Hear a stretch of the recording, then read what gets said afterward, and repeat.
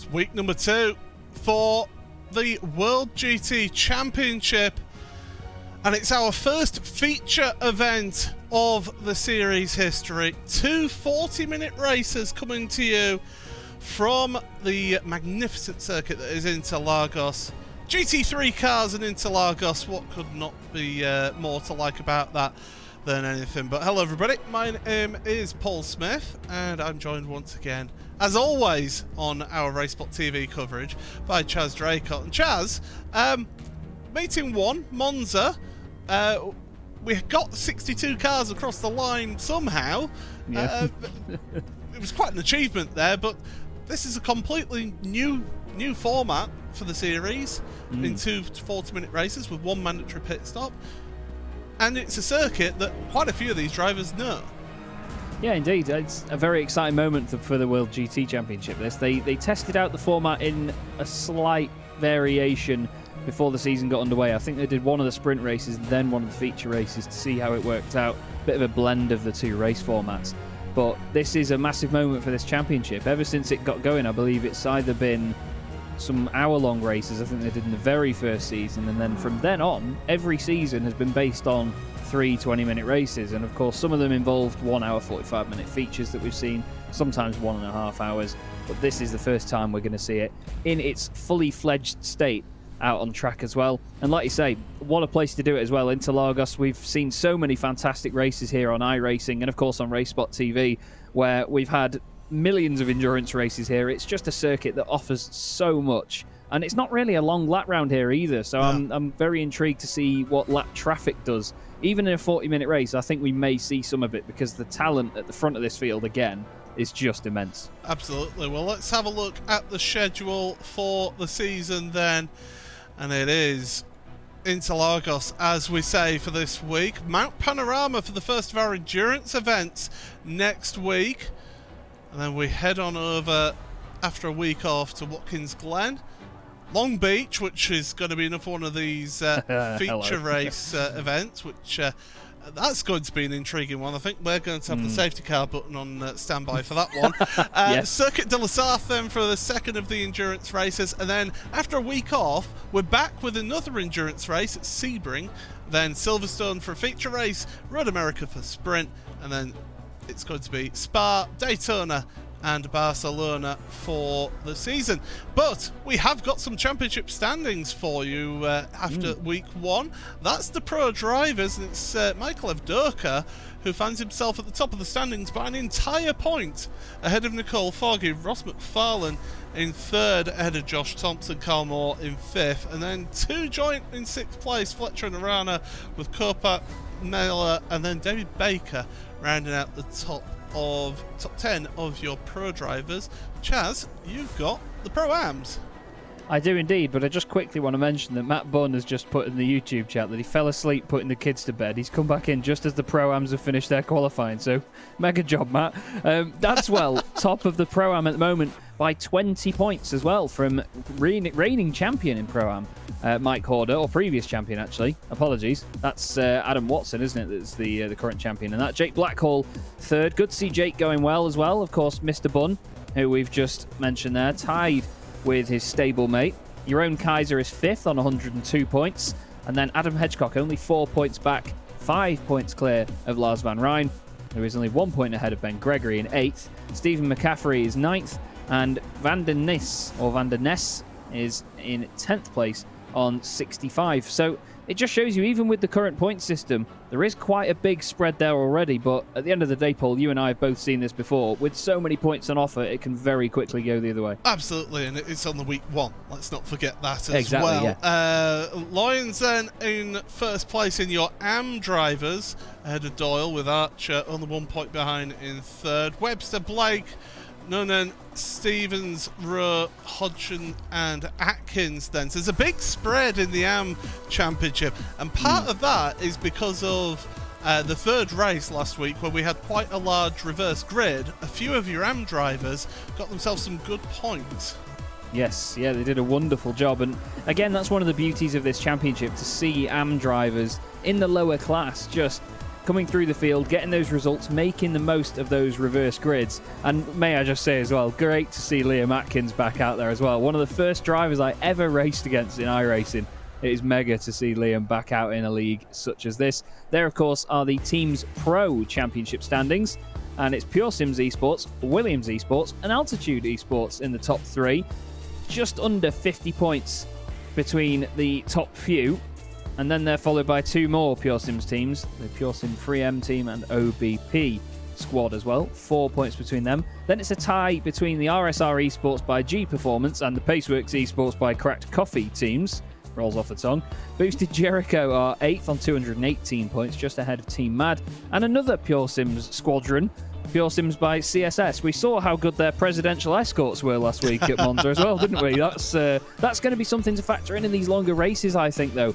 A bit of teamwork here from teams that have got larger numbers of cars, or at least in their entire stable, spreading it across multiple teams. That's always going to be an advantage, but especially when there's longer races as well. I'm also going to point out Paceworks Esports by Crack Coffee. You forced me to use a different sized font on that graphic, so I'm not happy about that. Anyway, then the Pro-Am teams, it is Boosted Motorsport. They pretty much, them and their compatriots in the Boosted Sim Racing team last season dominated, but they find themselves at the top of the Pro-Am Championships ahead of Century Sim Racing, who have had a turn of form for the start of this season. They're up there in second place. Sim Stickers Racing in joint third with Simortal. Great to see the Simortal name back as an entry. Boosted Support Bubble then in fifth ahead of Nomad Sim Racing. Paceworks Esports by A Priori and then Altitude Esports Blue, TechSense Fitsty Motorsports. They'll be disappointed with the start to their season down in 9th in the Pro-Ams, and then Performance Link Esports round out the top 10 of your Pro-Ams. I knew we'd get there somewhere, but there we go. There's a lot to go through. Yeah, absolutely. So we've got, as we mentioned, 2 40-minute races, mandatory pit stop for the drivers out there. I would imagine that you're either going to go halfway, get your fuel stop out the way, and then carry on, or go as late as you possibly can, get your fuel stop done, and then just sprint to the end. There won't be any change of tyres, we know that for a fact, because of it being only a 40-minute race. But still, tactics will be key around here. When do you come in? Are you getting stuck in a pack of traffic, for example? Yeah, definitely. We're going to see some of the really smart drivers near the front of the field, especially, will be, as soon as they get stuck in traffic and they get into that pit window where they can make it to the end, they're just going to jump in. You'll see a lot of the guys, if there is a train developing, some of them from the middle and the back of it will drop out. I think it'll be a pretty good call for some of them at the front to do that as well if they feel that they're going to have to start defending. Every single 10th in a longer race, you have to think about the long game. That's the long and short of it, essentially, is that at the end of the day, track position isn't always everything in these races. You can easily get undercut. You can try and do the overcut on people, go 1 lap longer. If the guy you've been chasing for the whole race is a bit slower than you, then you just go that 1 lap after him, get the pace, and then just jump him in the pits. And I think that at this point, I'm not sure if we're going to see any experts at this yet, because it's in the grey area. Last time and last season, we had Williams, who we know were always going to be amazing in the endurance events, tyre management, fuel management, they were fantastic at that. But this is that little grey area in the middle at the moment. It's the same length as the official VRS I was about races, to mention that, yeah. And so the guys could get practice like that, but of course not on the same circuit. But again, format is very key, and I'm just excited to see how it works. First time we've done this for real in the World GT Championship. Yeah, certainly is. We'll have a look here. There's the conditions then. Quite a cool track temperature for them out there, so they really not having to fight the tyres too much. There was a slight mistake made, by the way, I saw just earlier on, that the conditions, it was set to sunrise for the race, so the admins will be correcting that for the second race of the evening. But that means that the track temperature is actually going to be a lot cooler than the teams maybe potentially have been practicing with, and that could actually mean a little bit of a curveball for some of these drivers. Yeah, that's it. Some of them adapt to temperatures and other conditions a lot better than certain drivers do. You know, it's easy to get in a rhythm when the conditions come to you, but I think the main test is being able to drive in conditions where the car feels like an absolute pig. I mean, you and I have both driven in it before. When you get a hot circuit, you get to a track such as Interlagos, where you naturally know that a lot of the braking zones are quite curved. You know, you are turning while braking a lot of the time here. The car just does not want to turn in at all. It's just, and it gets your morale down as a driver, because if the car's not behaving, you feel like you're not getting the most out of it. You feel like it is not doing what you want it to do. And it just, you'll see people, unfortunately, go down a landslide over the course of the evening. Yeah. Each race, each position they lose, it's another hit to the mentality. And again, it's just going to be who's very, very headstrong tonight. It's going to be a tough evening. Certainly is.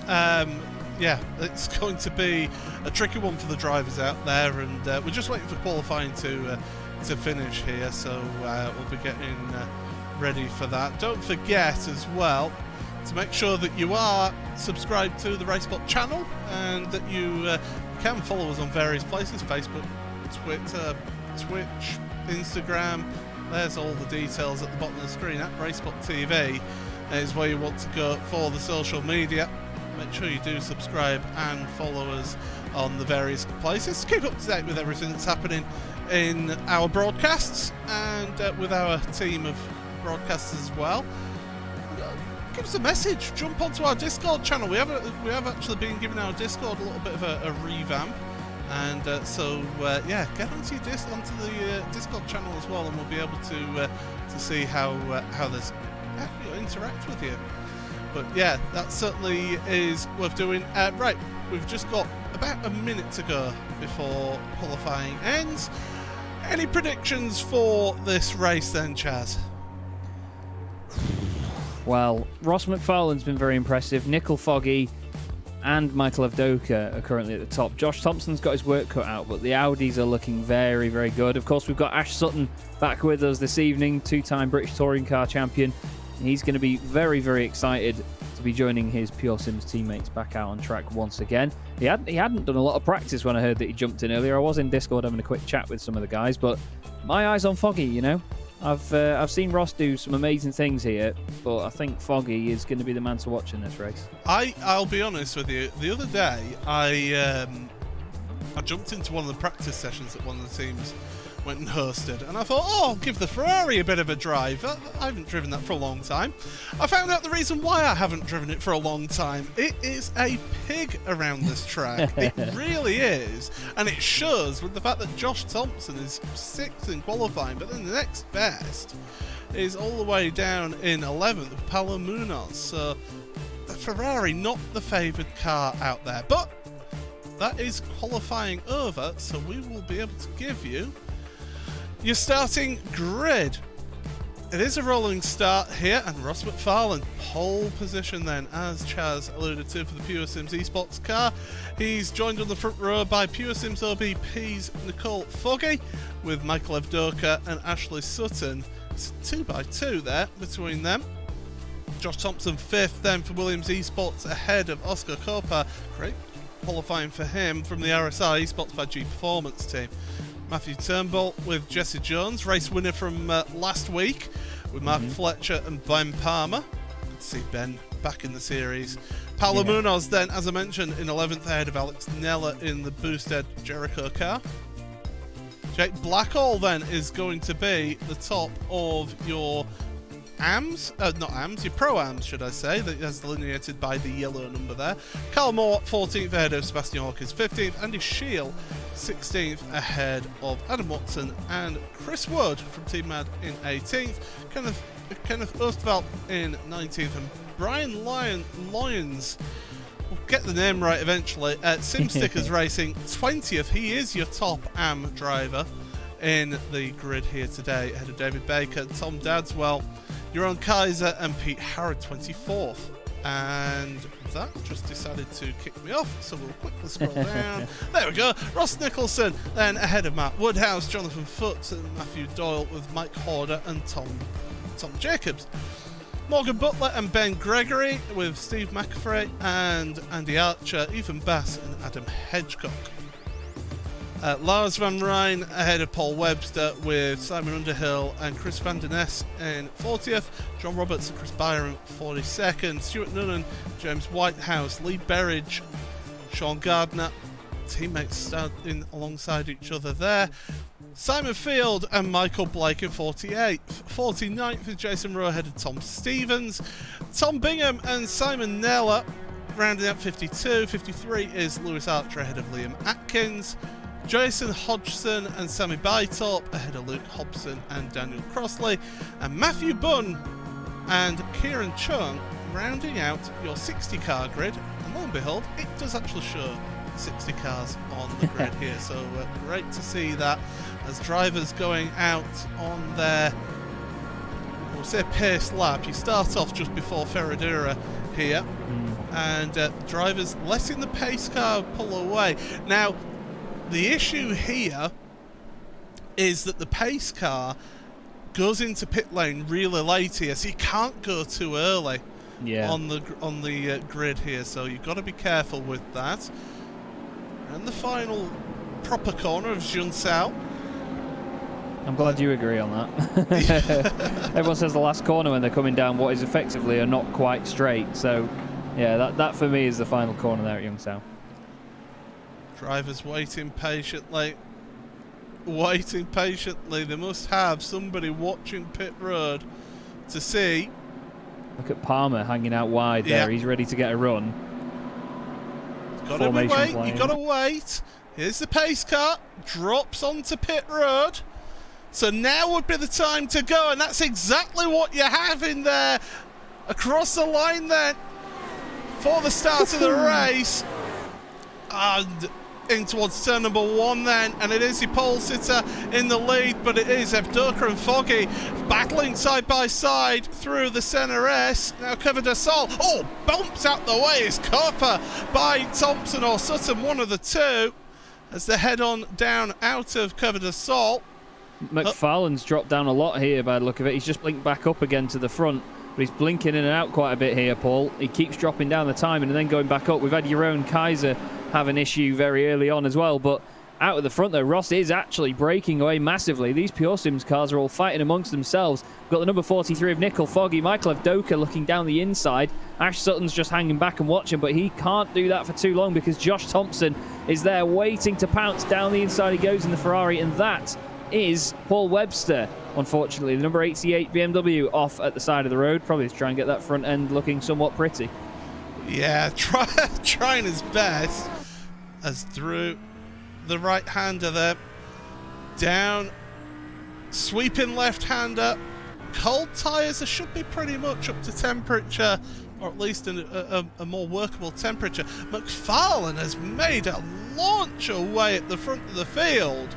He is absolutely on it. He wants to break that slip. In fact, he has broken that slipstream, and he is away at the front. So, across the line, end of lap 1, it is McFarlane ahead of Foggy. Evdoka and Sutton, along with Thompson as well, into turn 1. Still side by side, Thompson with Sutton, and Thompson is a fierce character. They're both squeezing each other through the centre S, but that's going to allow Matt Turnbull now in the frame car to have a run on Josh Thompson. Yeah, that's the thing. Josh needs to be careful here. He's massively outnumbered. I'm not really sure what that gesture means, but I imagine it's saying, yeah, move around all you want, mate. But it's just a lot of white and black and blue cars all over the place, and Ash and Josh are certainly making sure they're going to come out of this black and blue. Jesse Jones is dropping down the order. Just noticed that. That's very, very quickly dropping down, and of course that down into the left-hander at the Cedar del Lago. That is not going to help anybody's case. Sutton's dropping down as well. No, I've got to think. It's Ferradura. Yeah, maybe he's just gone wide around there. This is the thing in Interlagos. You run wide at so many of these faster corners on this circuit, you go way, way off, and you end up in Argentina. But it's just going to maybe ascend from Josh down the inside, a bit of contact. We'll have to see. Or is he just going to turn it into... the Audi does not like high-speed stuff, and yet Ash finds out. Big drift, beautiful save. And he's lucky not to get collected by anybody there. Yeah, he's very lucky indeed there to not hit anyone. Gets caught up with the Paceworks cars shortly behind them.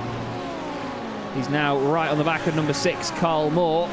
Side by side onto the straight they go once again. Love the straight complex here at Interlagos. It's so dramatic in the way that it rises and falls and curves around. Such an amazing spectacle with a humongous grandstands. And in front of said grandstands, Ash Sutton back down the inside and up into 12th position now on his recovery. He's got Seb Hawkins, who won a race at Monza, just in front. But this now is Mr. Fletcher chasing down Ben Palmer in another one of the Pure Sims cars. There's 5 of them in the top 6. The only car that isn't a Pure Sims stable machine is Josh Thompson at the moment, as it often was in previous seasons. There you can see the gaps, and this is the thing that we're going to see over the course of this race, is that these guys are all going to stay very, very close together for the majority, aren't they? So, yeah, absolutely. This is the trick, as Evdoka actually loses a position out there, so he's dropped down to 4th. Josh Thompson in that Ferrari, I don't know what he's done to that Ferrari, but he's got it singing absolutely brilliantly for him. You don't get the chance to brake drag before you go out either in this. No. He's doing a lot of it in practice, let me tell you that. But still, amazing stuff. I mean, to be fair, no matter how much we poke fun at Josh, he's very good at absorbing the banter, but he is a rapid driver. I mean, his I rating currently is 7,900 at the moment, which says it all, and the calibre of drivers that he goes up against. And, you know, everyone says I rating's not everything. You've got Ben Palmer in there, who's 3,600 I rating, but he's easily on pace with drivers like Josh. Ben is an incredibly talented racing driver, not just in the sim, but in real life. And he shows that each and every time he goes out on circuit. This is Jake Blackhall in the rather pretty Craig's Setup Shop Pure Sims car. He's got his teammate just behind him. of Paulo Munoz, as we've had, who was that flying down the order? I think it was Oostfeld. Cooper, isn't it? Yeah, Coper's gone down the order, and Kenneth Ostwald as well. Ostwald, sorry, yes. Has dropped a couple of positions. Not sure what happened, but he's still running, and he's not seemingly got any damage. Hello, that was close behind Simon Underhill there. That was very close. That was Lee Berridge late on the brakes. That was already at turn 1. So he's already had the off there at turn 1. We'll try and just wind this back a little bit further. And he's done this on his own. So into the braking, and it just wants to go straight. Yeah, I think maybe a little bit late on the brakes, and he wanted to avoid the car in front. That was the number 87 of Chris Wood. Maybe just not wanting to hit him into there, because we know how quickly it can concertina and be a very, very large pile-up through the centre S. He's now down the inside of Adam Hedgecock. Nice move down the inside. Hedge will give him the room. He's a very fair racer, is Adam. Loves a bit of door-to-door racing. And Oswald not able to do anything at this point. Simon Underhill behind in the Nomad Lamborghini. Very striking looking machine indeed. Back end looks like it's just reversed into a few bollards a bit too quickly, but it is a very good looking livery overall. And now a flash of the lights. That's the extra 15 brake horsepower that you get, of course. Down the straight here. Look at that shot. Love that. Massively wide, a proper Grand Prix circuit straight, as I call it. It's across the nose of Hedgecock onto the brakes. Underhill's going to try and take advantage of that as well. I can't imagine Hedgecock will be too pleased. They rub arches just to check how they fit and what the wheelbase is like on that Lamborghini. But Hedgecock managing to hold on to there, Paul. The wheel length should be about the same, really, shouldn't it? With it being pretty much the same car. Oh, they're almost 2x2 into Interlagos then.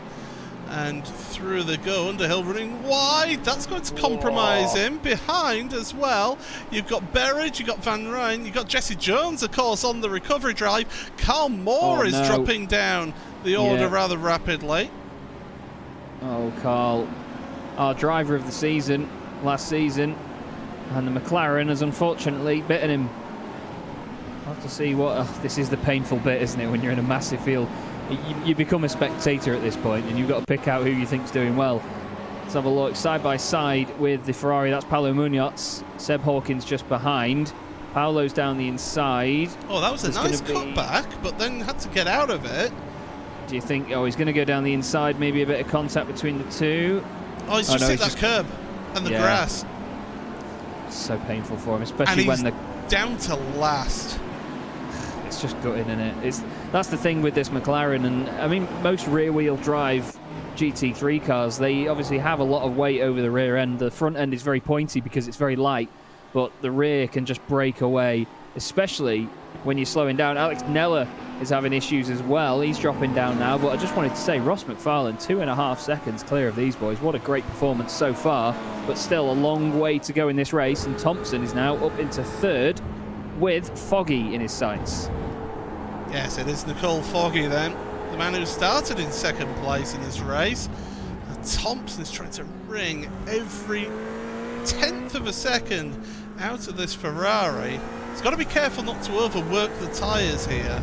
It's relatively cool track temperature though, so that should be helping him here with the Ferrari, but he's doing everything in his power, dropping down to first gear for Bico de Pato, so he's having to get right down the gears to get any sort of pull out of the corner.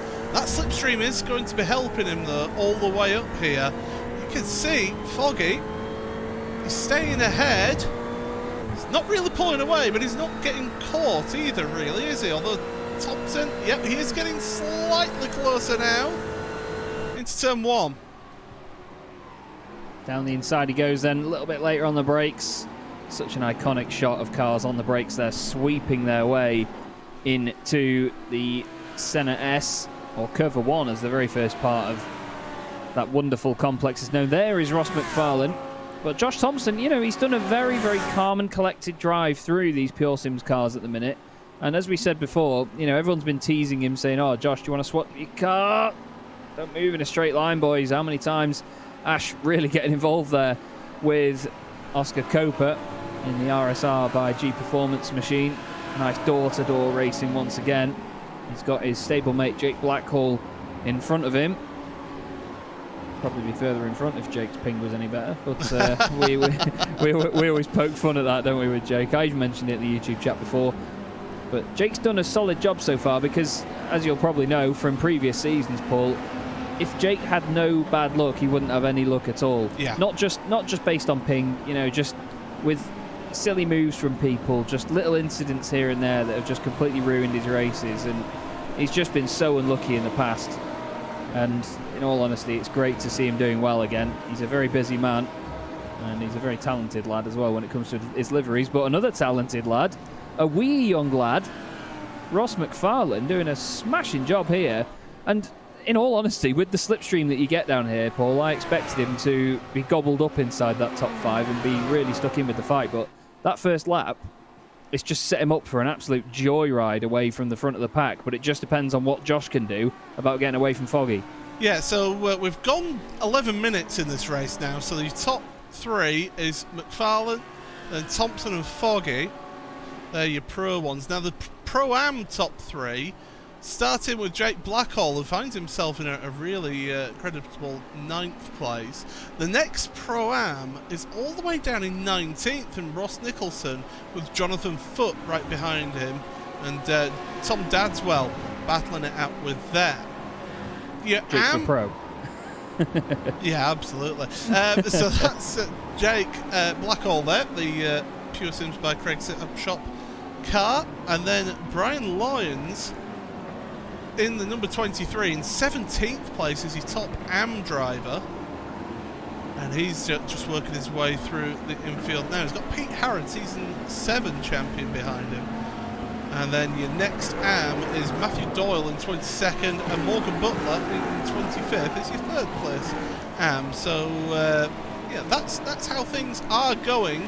There are multiple races within this race in terms of championships, so it's worth keeping an eye on that as we work our way through in this championship. It's very difficult to basically try and give everyone a bit of footage and a bit of coverage in a race like this with a grid this size.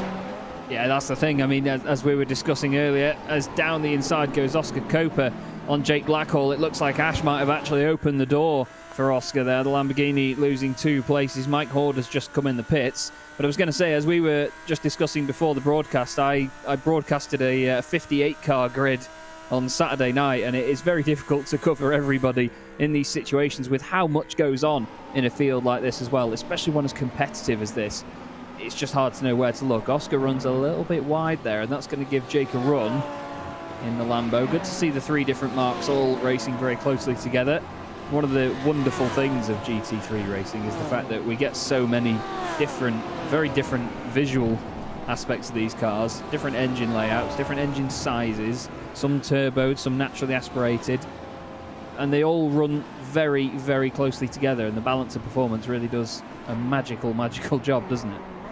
Yeah, a lot of people have been criticising the balance of performance, especially at this circuit. It exacerbates it because of it being such a high-speed one section, but then a tight technical infield section. So it does. It's not all even. It's not all the same. Some cars will suit tracks differently. It's like at Le Mans, I would imagine that the Ferrari will flat out just be struggling and having to use the slipstreamers. Here comes Jake Blackhall then, looking to make the move back on Copa. Down the inside into turn 1. I did notice Ash Sutton ahead of these, did get it a little bit wide through Junsao. Still side by side between the 2 of them, but Blackhall has got through, and there comes Munoz now. He's coming down the inside, so he took advantage of the gap that Jake Blackhall gave there, and that means that Munoz is moved up into 10th place. He's determined to stay ahead of Copa, but also not upset his teammates as well. Yeah, there was a very small gap that he was just trying to eke his way into there, and you could see that Copa was thinking, no, I'd rather you didn't, mate, and then eventually that gap just opened up on the brakes, and he just slotted in very nicely indeed. I must give a quick shout out to our very own Matt Bunn, who has gained 25 places at the minute and has made it up into 34th position in this field. He started right at the back of the pack, and he's been flying, and he's well in the fight as well. in that Freedom Audi. Make that 26 places now as he goes past Lars van Rijn. So Matt is on the Lars van Rijs, you could say. Really making a fantastic effort at this race. And his next target will be Michael Blake in the very subtle BMW M4. I swear, every week I regret there you go. being in this commentary box as there goes Matt Bunn down the inside of Michael Blake. Blake almost jumped out of the way there in that Immortal BMW. Hard to miss it in its lime green colour.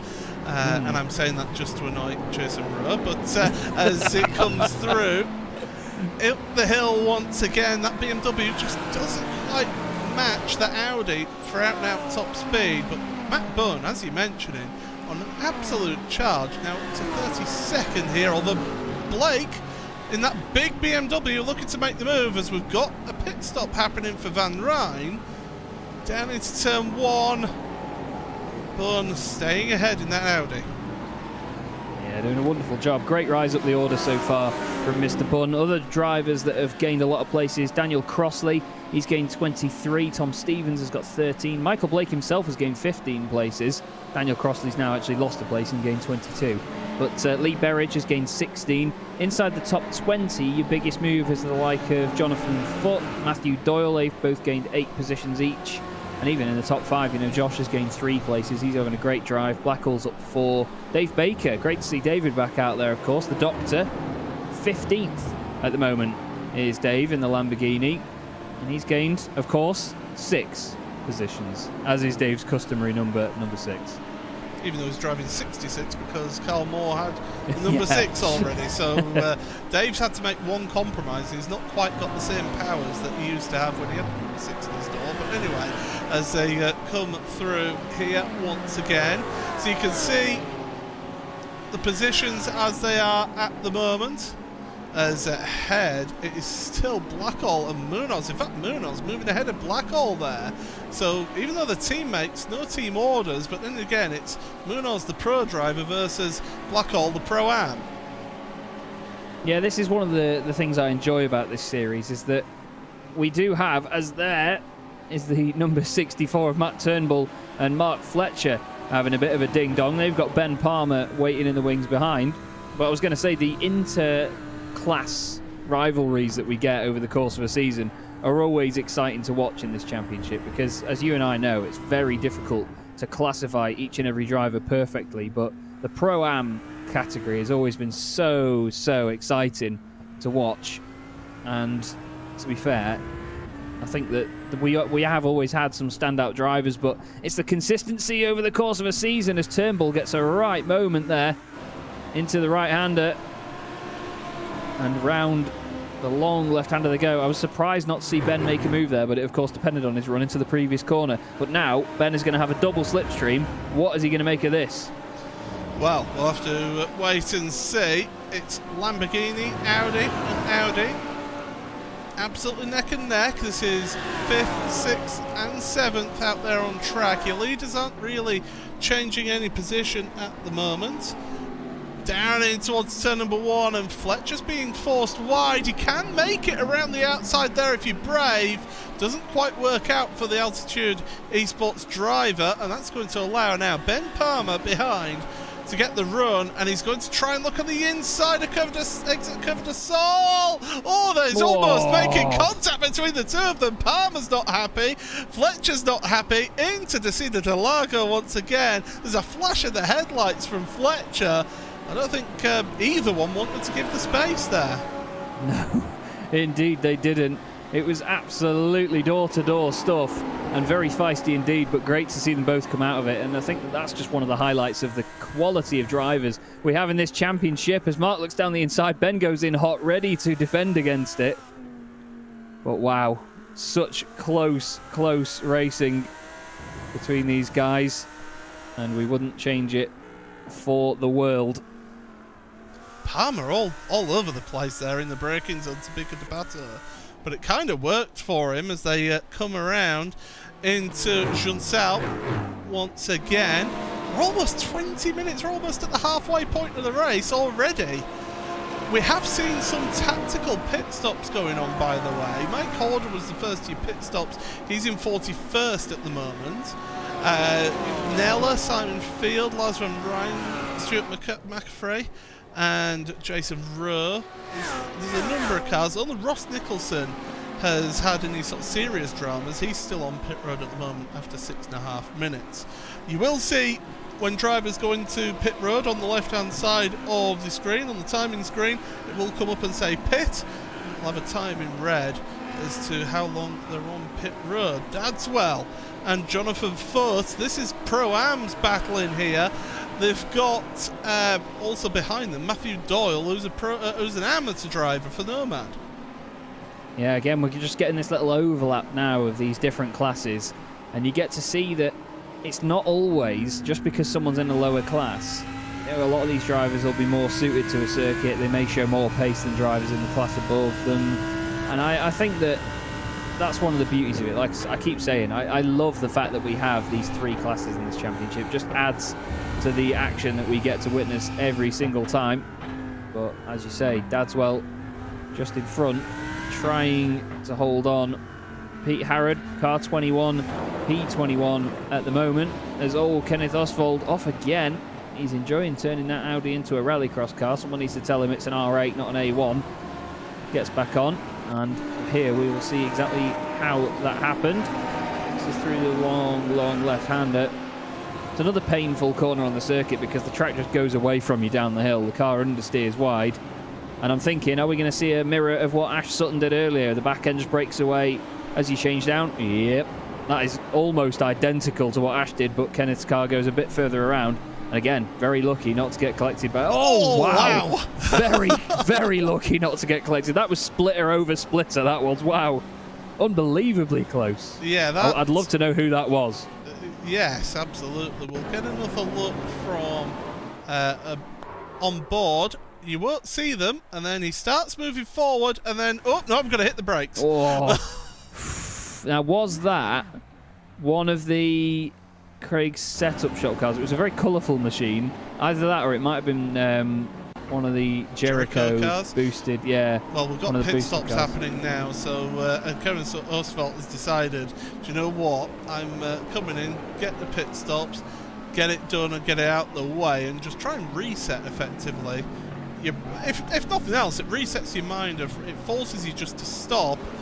Oh, be careful the pit exit, by the way, because there is a nasty bump there, as you saw Kenneth go over. So, yeah, it almost forces you just to reset the way your mind's thinking and just calm yourself down when you've had an incident like that. Yeah, that's the thing. It's easy to just lose your head a little bit. And Craig in the chat saying he's taking no blame for any incident. Of course not, mate. Of course not. I do not blame. It was probably Josh, he says, and I agree. Let's blame Josh. Blame Josh, everybody. But this is your race leader, Ross McFarlane, in the number 127 Pure Sims Audi R8, and you can see the gap. And it's now 2.7 seconds.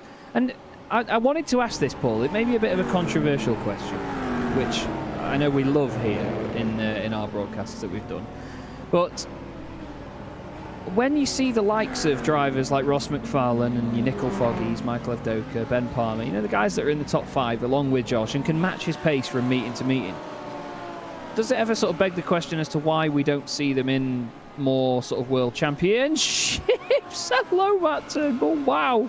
The back of that car won't be black anymore, it'll be brown after that moment. That was a real scary one, but doesn't it intrigue you that we don't see more of these drivers in world championships, such as the Porsche Sport Super Cup and other things like that? Do you think it's down to just matching the car?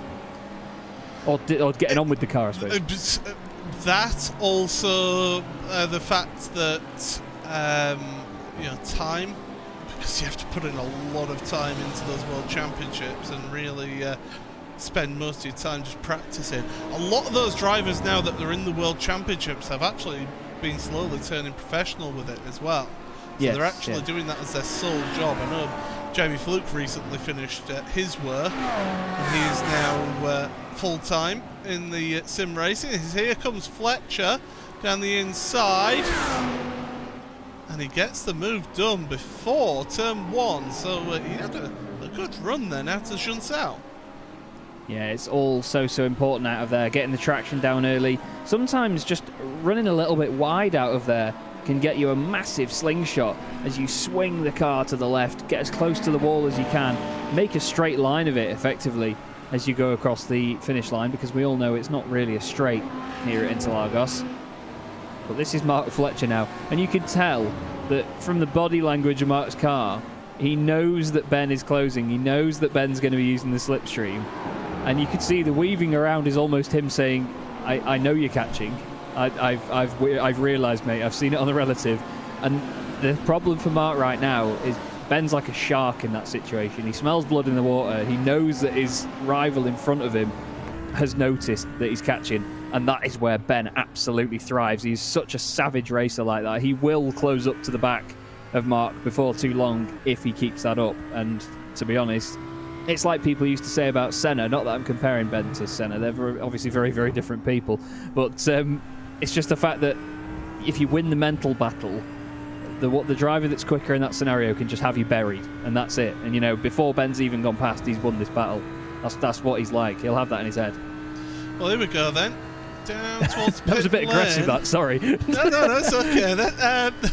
I was thinking that the way they were positioning the cars then, it looked like they were going towards pit lane. Yeah. Now, in a race like this, where you've got a mandatory pit stop and you're going to be taking fuel, is there an element of you kind of want to sit behind the driver in front, get yourself a little bit of fuel saved? If he's not really slowing you down that much, get a bit of fuel saved done there, and then make the jump in the pit stops.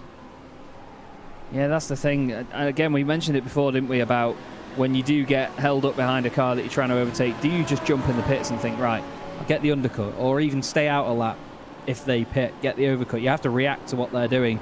And I think before too long we are going to see Ben come in first. They're either going to come in together, I think, or Ben is going to blink first, and Mark will try and make this last. Although you can see Mark's car squirming around a little bit now, and we know he's not going to change tyres, so I'm intrigued to see what he makes of this over the next lap or so, taking very different lines. And that's because Mark knows he needs to be on the defensive, and Ben knows that he needs to be on the offensive and go for every single moment here. But into the final left-hander once again, into Zheng Xiao, or Zheng Sao, I should say.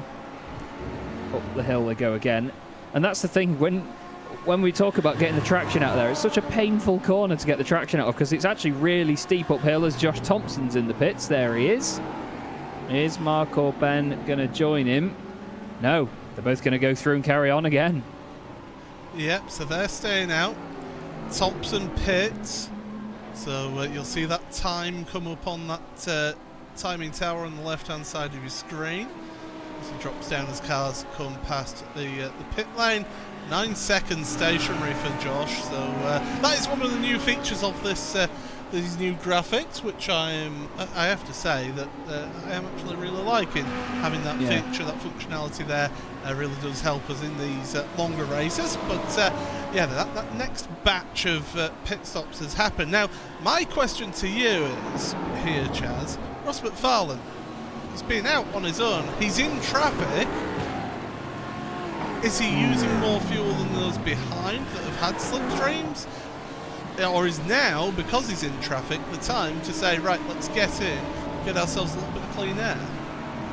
Yeah, I think he can probably use this traffic to his advantage when it comes to fuel saving, like you say, but at the same time, if they're back markers that just are not on the pace with him at all, I don't think he can even consider that at this point. He just needs to crack on and get around them. It's the number 85 car that is lapping at the moment, although I say that, into the pits. It was Tom Bingham that he was just behind, but into the pits comes your race leader.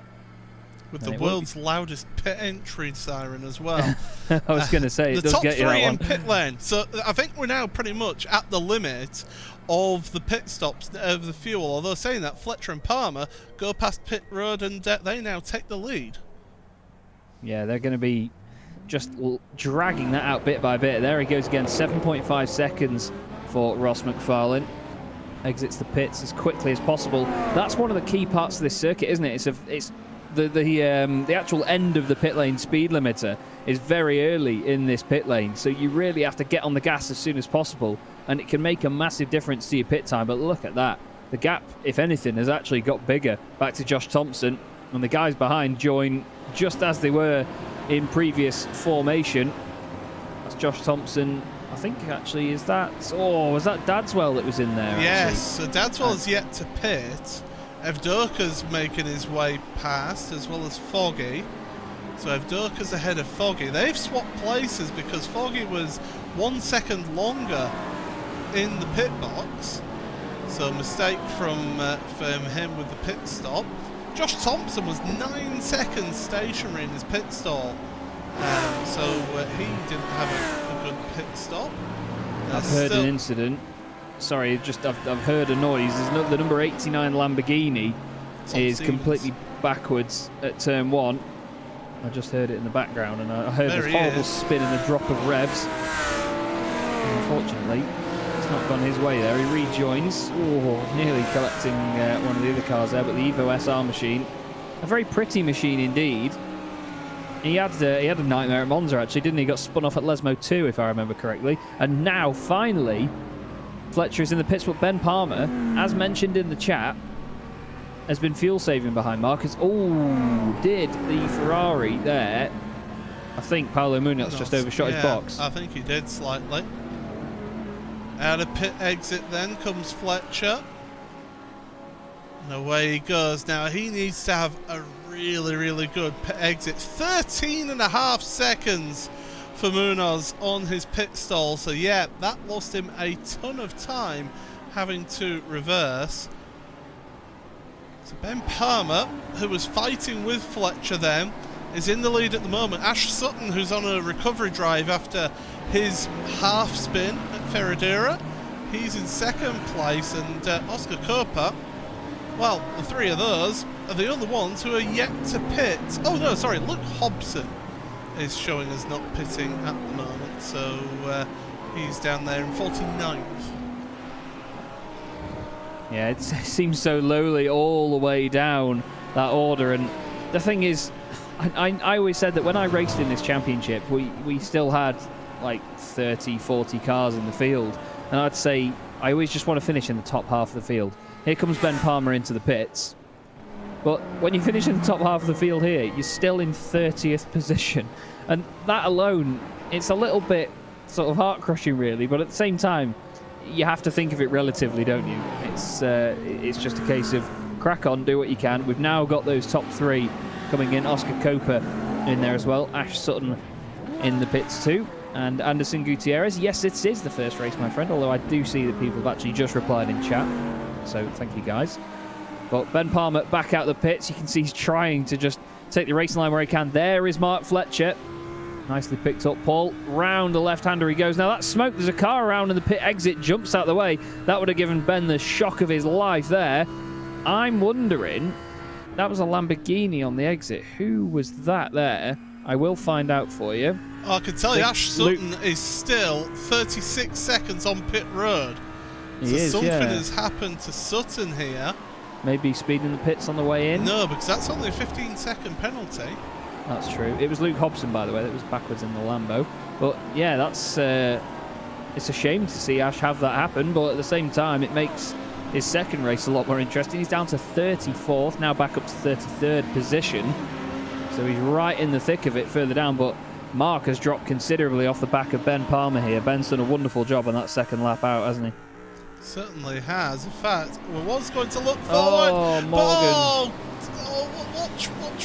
Watch your rejoin there, please. Come on. That was Brian Loynes, wasn't it? Loynes, yeah. And that was your top pro. That was your top am as well, was Loynes. So he's dropped down the order now. So that means that Matthew Doyle, number 31 for Nomad Sim Racing, he is finding himself in 21st place, and he's your top am driver. The sort of red-coloured numbers on our timing overlay means that they're an am driver. The yellow is pro-am, and then green is a pro driver. That's how you differentiate the drivers. as we carry on through here to the end of the lap. So yeah, Doyle at the top of your AM drivers. Still the top Pro-Am driver is Jake Blackhall, but he's coming under intense pressure from Cooper behind. So that's going to be the Pure Sims by CSS car, and then the RSR Esports by G Performance car behind him. As they go up towards Ferradura, it's Audi and Lamborghini in front. So the two of them battling it out over that 8th place. Right now, if you're Jake Blackhall, you look down on your timing screen and you see that your next Pro-Am driver is in 16th place, Chaz. So he doesn't need to fight too hard here. Yeah, that's going to help him as well, because in the last few minutes of this race, it'll just really calm him as much as it can in these scenarios. You know, it's not the calmest of things to do. At the end of the day, I don't think, I could do with a really nice chilled Sunday in. I know, let's go into a 60-car GT3 race around Interlagos. It's definitely not a relaxing Sunday. Never mind a relaxing Monday when you've had a day at work. But at the same time, it's just having those little bits of positivity over the course of a 40-minute race like this can really help you in those final moments. Very interesting battle here, though, between Oscar Cooper and Jake Blackhall. Two 5.2-litre V10 powered wonders of GT3 racing. The R8 and the Lamborghini Huracan. Two very similar cars underneath, but incredibly different looking cars on the exterior. One of them's got Craig's face on it, one hasn't. I know which one I prefer. As we carry on down the hill there. Sorry, Craig. I like you, really. I wondered how you were going to word it. But as we go down in towards the Descenda del Lago. Sorry, that tickled me a little bit too much there, did that one. As we go, it's like shooting fish in a barrel. I'm sorry, I do apologise. But yeah, uphill into Ferradura then, these two still going. They're still neck and neck, although Cooper isn't quite carrying on in that attack. So he's at the moment just holding position at the moment. 3 minutes remaining here. Your first place now, Ross McFarlane's 4.2 seconds ahead of Josh Thompson in second place, but he's got a couple of cars in Michael Evdoka and Nicole Foggy behind him, although not really close enough to make any moves quite yet. So they'll be looking to try and get close enough into the final laps of this race. And yeah, as we I look further down my timing sheet, plenty of battles out there. It's seeing which one, but we're going to focus on this one. Your own Kaiser and Jim Whitehouse seem to be two of the closest cars on track at the minute for 45th and 46th place. And in all honesty, it just shows again that these guys are still fighting for points. And as we all know, I put that post out that got a bit of attention of how the best way is to have your point structure. But this is the thing, these positions still very much matter for these guys, and that's what you've got to love about this championship. There's not going to be people sitting back there going, I've finished 45th in that race, brilliant. But they could finish 45th and still be ahead of 5 or 6 of their rivals in their respective category. There's always a positive to draw from it, as now your own Kaiser gets to the left-hand side of the Ferrari. Just trying to squeeze down the inside. Matt Bunn has had an off, so too has Stuart Nunnan. They're getting in the way of traffic there. Van Rijn getting caught up in that. That will allow Jason Rowe to catch up to them in the BMW. So Rowe could be on for a winner here if he's lucky, as they head on down towards Descenda del Lago once again. But yeah, time is running out here. Ross McFarlane has started then the final lap of the race, because with 1 minute remaining we will not get another lap in here. So it's all about McFarlane at the front, 4.4 seconds. It'll take a miracle for those in second, third and fourth to be able to challenge him right now. But as they go down the hill, Cooper and Blackhall side by side. Still Oscar trying his best, and Blackhall, he's just got an overlap there. Blackhall did his best to try and cut across the nose, but no, not able to do it. But he has got the slipstream down towards Descenda del Lago once again here. Behind the trees, pulls out to the right, trying to maybe get the run out of the corner, but Cooper doing a fantastic job of holding on to that line as they're heading back uphill. So we're keeping an eye on where your race leader is out on track. He's in the infield at the moment as they're heading through. So no change of position now between those two so far. So McFarlane, here he is then. One more corner to go. Up the hill, steep incline for Ross. And he's going to be able to see the checkered flag in just a second now. Through the final kink, and he is going to be the winner of the opening feature race here in the World GT Championship. He'll be delighted with that win. Almost 5 seconds the gap, but we'll look back because across the line it is Thompson, Evdoka and Foggy that close across the line there to get the position. And here we go, Blackhall, Shield. Blackhall's dropped back. Shield is almost making a move. Baker there as well with Munoz. So positions being fought to the end. We go back to Adam Hedgecock and Daniel Crossley in our favourite car of them all, the Ford GT. Daniel Crossley, the Pro-Am, versus Adam Hedgecock, the Pro-Am. But look at that Ferrari. That Ferrari's pulling away from the Ford. I mean, Daniel did get a little bit loose out of Juncel. He's gained 28 positions this race as well as Daniel Crossley. So it's been an absolutely epic performance by him in that GT. You've got to love it. The fact that they still run that car as well. And we've actually, Jake Blackhall, who we saw before, won the Pro-Am class, and Matthew Doyle ended up winning the Am class. So don't forget, points are given for overall positions in this championship. So very well done to each of them for winning their respective classes in this one. There is your own Kaiser, not able to get ahead of Whitehouse at the end. But, well, the main thing we can mention here, Paul, what a drive by Ross McFarlane. He just looked untouchable, didn't he? He certainly did. It was a tremendous drive from Ross. We've got the final couple of cars. This is how long it's taken for everyone to get through. 60-car grid. And finally we make it to the end of this race. And, well, let's give you the results of the opening race of the evening. 2 races this evening, don't forget. And it is Ross McFarlane, 4.7 seconds ahead of Josh Thompson in second place, who only just finished ahead of Michael Evdoka in third, and Nicole Foggy was right there with Evdoka in fourth place. Fletcher managed to stay, Mark Fletcher managed to stay ahead of Ben Palmer in the Altitude eSports car, and then Matthew Turnbull in 7th, Oscar Copa in 8th, who we saw having that battle with Jake Blackhall, who is also your top Pro-Am driver of the first race there. Andy Shield rounding out your top 10.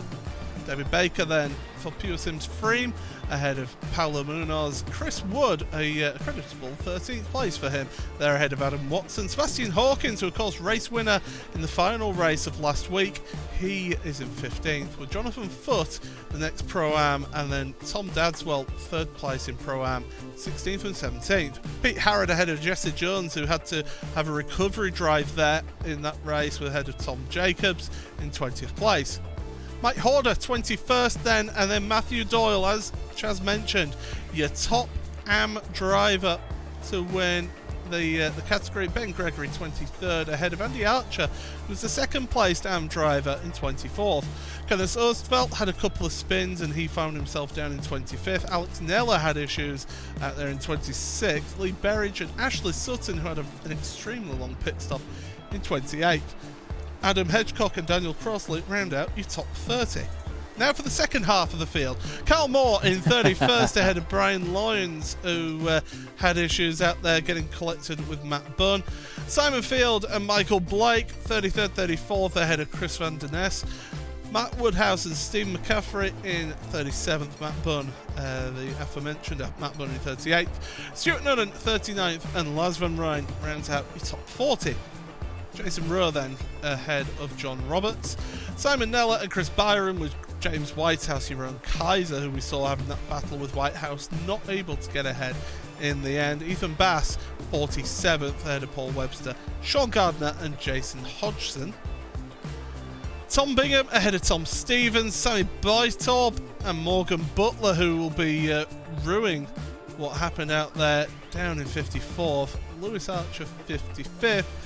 Liam Atkins, Simon Underhill, and Kieran Chung, 56th, 57th, 58th. They are... Kieran Chung is the person who, if it's a full reverse grid, would get pole position there.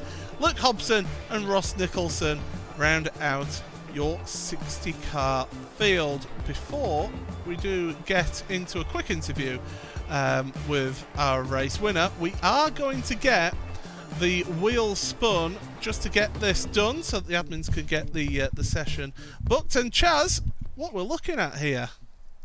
Well, I'm thinking we're going to get quite a small one. I was hoping that we'd get over to 20. That would be very interesting indeed. But 30 it is going to be, and that will be Daniel Crossley on pole position with Adam Hedgecock alongside. But guess what?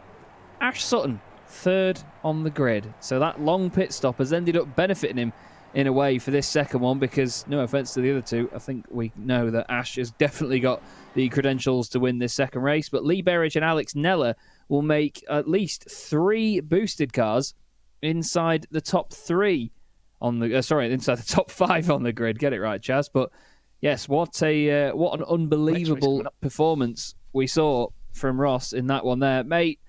That just seemed like a Sunday drive for you. You just drove off and outpaced everyone. Was it difficult?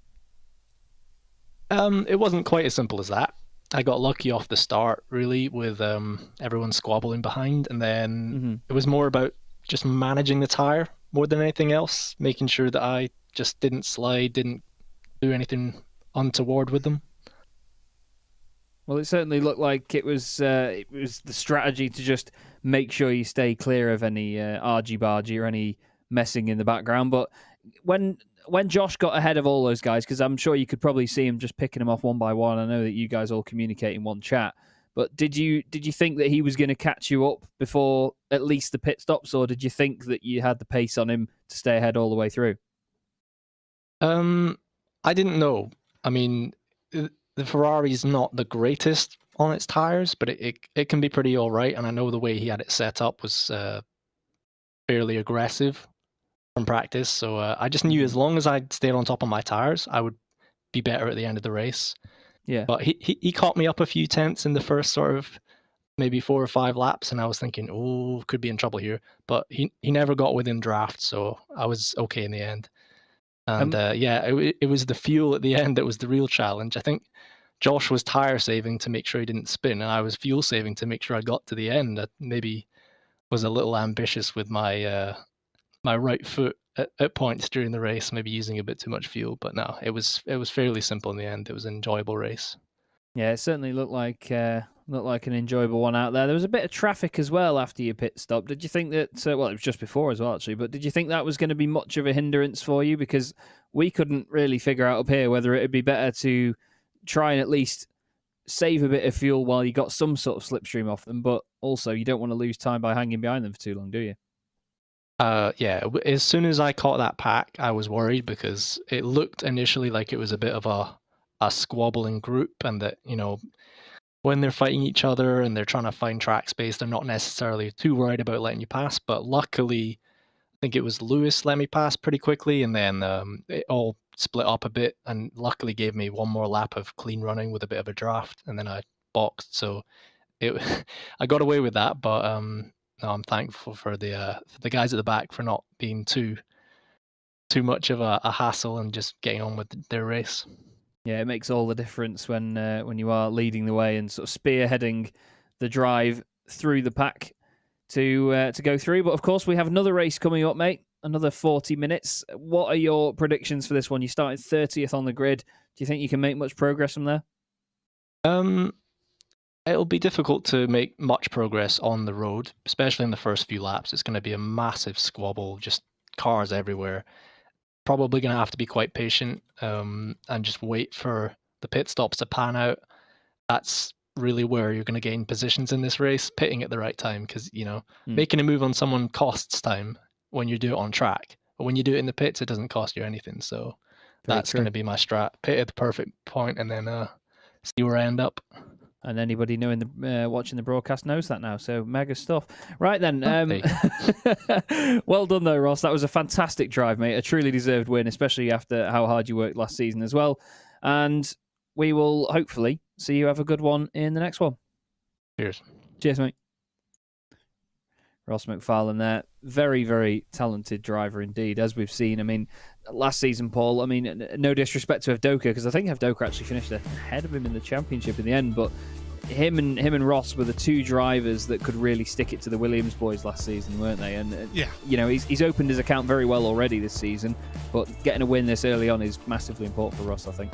Yeah, it absolutely is, and he's shown his pace, he's shown his ability out there in that Audi, and you're right in pointing out that opening lap was so crucial for Ross, because he got a 1.9 second lead. For anyone who doesn't use iRacing, who's new to iRacing, you usually talk about a second, maybe a second and a half at a push for slipstream to be taken effect. So to get an almost 2 second gap there has really helped him be able to get out, stamp his authority, and be able to control his pace for the rest of the race there. I think as well, one of the key factors, in a very, very backwards way, the fact that Josh was faster than all the guys that he was fighting with in that was helping Ross, because he was making it a fight. He was making sure that they had something to fight for back there. And of course, as we all know, when you do fight, naturally the group of you that are scrapping, you lose time.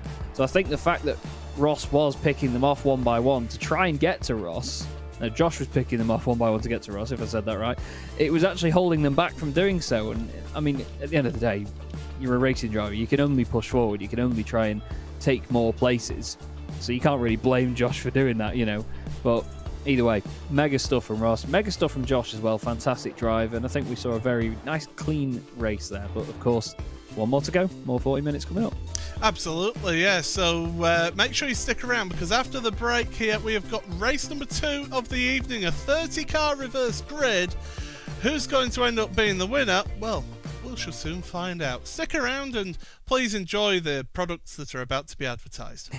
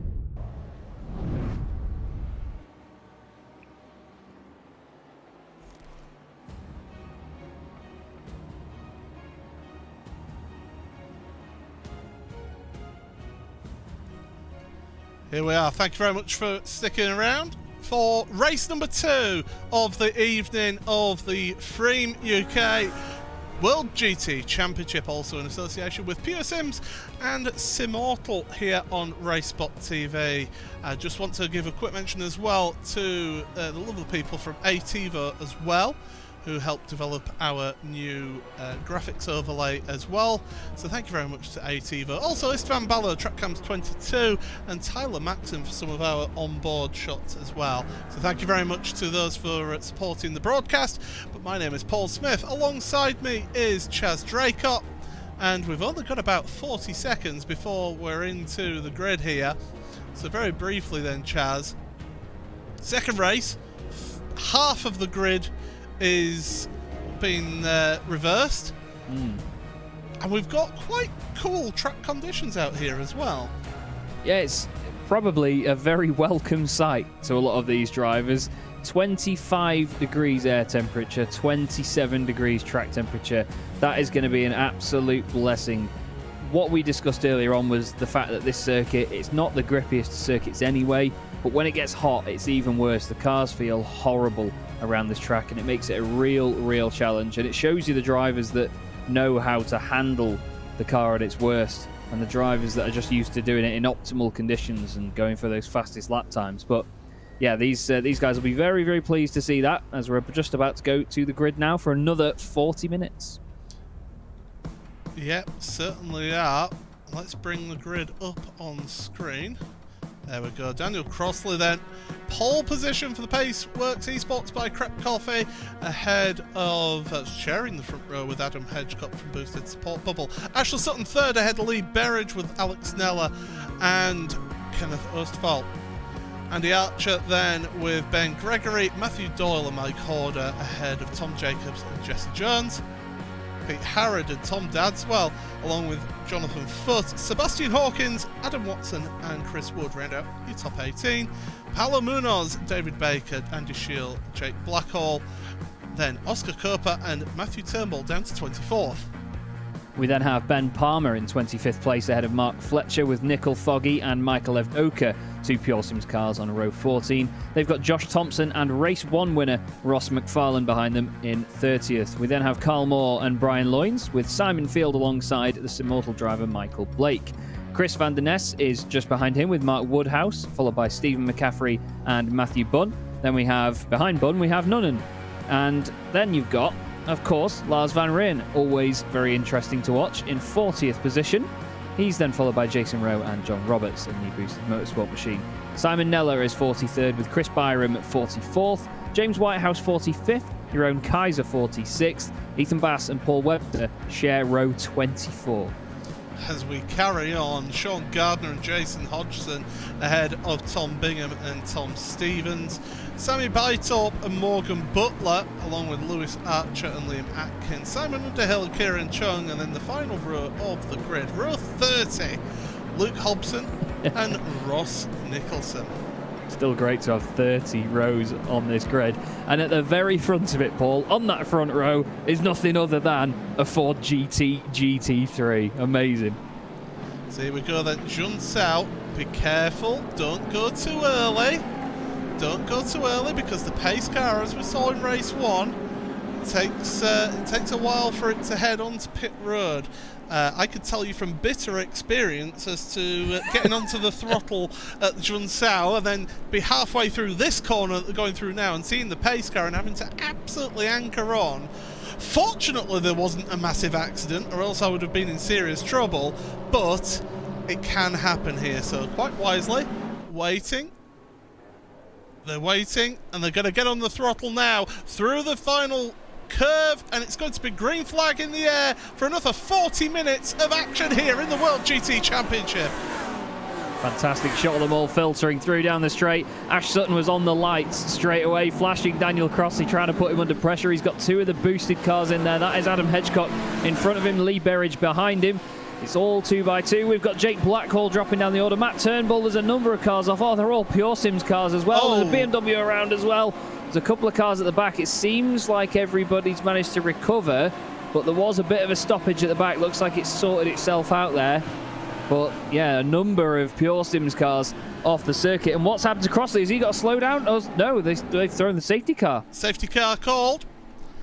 Number of cars were across the track. So we've got our first caution of the season. So yeah, that means that Crossley, for the time being, will be able to hang on. It's neutralising the race. And it's going to, well, this is going to throw the mandatory pit stop up into the air, because we're going to be seeing people making the pit stop right towards the end of the race. Now, some of the people who were involved in that, I didn't quite catch the number of people who were involved in that instant turn 1, so I don't know if you could help me here, Chaz. Yeah, I think there was about 7 or 8. Brian Loynes was definitely involved. Evdoka, Blackhall. We had the likes of Paul Webster and Ethan Bass. They've both lost places off the start. Matt Turnbull, Michael Blake, Tom Bingham, and Luke Hobson. By the look of it. So that was already into turn 1. You can see the cars that were blocking the road. And you can see why the caution was called then in the end, because of the number of cars blocking the road, struggling to get back on. We'll try and rewind it a bit further and see if we can give you some better shots of this, because oh, look at that. I mean, it was 3 wide into turn 1. That's never going to work. There's a dive to the inside, and so there's a Freem car gets hit around, and the Craig set-up shop car and the Pure Sims car of Evdoka was involved in that. I think Turnbull just clipped the grass under brakes and spun the car around. This Immortal car comes back on there. I think that was Jason Rowe. Pretty sure it might have been Michael Blake that then got turned around, and he was across the front of 2 of the other cars. So watch Turnbull on the outside there, the white-fronted Lamborghini. No, you get clipped by Blackhall. Yeah, a bit of netcode, I think, in that one. He was very, very far away. Then he gets glued to Evdoka. Michael got so unlucky there. And then look at this. Matt Woodhouse, the car just in the middle of the road there. There was cars all over the place. Mike, I'll tell you what, Simon Underhill was so hard on the brakes then. I imagine he nearly snapped his brake pedal, but he managed to get it stopped very, very quickly. It was Josh Thompson getting the presidential escort by Pure Sims down the straight this time. This is Michael Blake then. This is what he sees of it. You don't really see the contact in front. It checks up a little bit. He slows it up and he just gets collected. Who is that? Although that's a car already out. That was one of his compatriots from Team Mad. So that was the 83 of Woodhouse. Oh, careful! That's a problem, and that's it. The track was completely blocked, pretty much. You got cars trying to turn around, so yeah. I'm just trying to figure out which of the Lamborghinis it was. There was a white and blue Lambo that was just pushing and pushing Michael Blake through that. Just hoping that BMW would get off the front of it, but didn't seem to work that way, unfortunately. But that's the thing, when it checks up so much like that, like you say, Paul, right to have the caution thrown there, because even if it's further down, the track is still blocked and it's still a danger to anybody approaching it. And at the end of the day, that's why we want these safety cars. And I will say this, that's kind of why we want them to be automated in iRacing. It'd be good to have, but I think it'd be very difficult to judge the situation correctly and have the sim do that for itself. Yeah, you've got that, but also with this championship as well, because they try and make it welcoming to people of all abilities in this championship, and that's why you've got the 3 classes. You've got the Pro, the Pro-Am, and the Am category.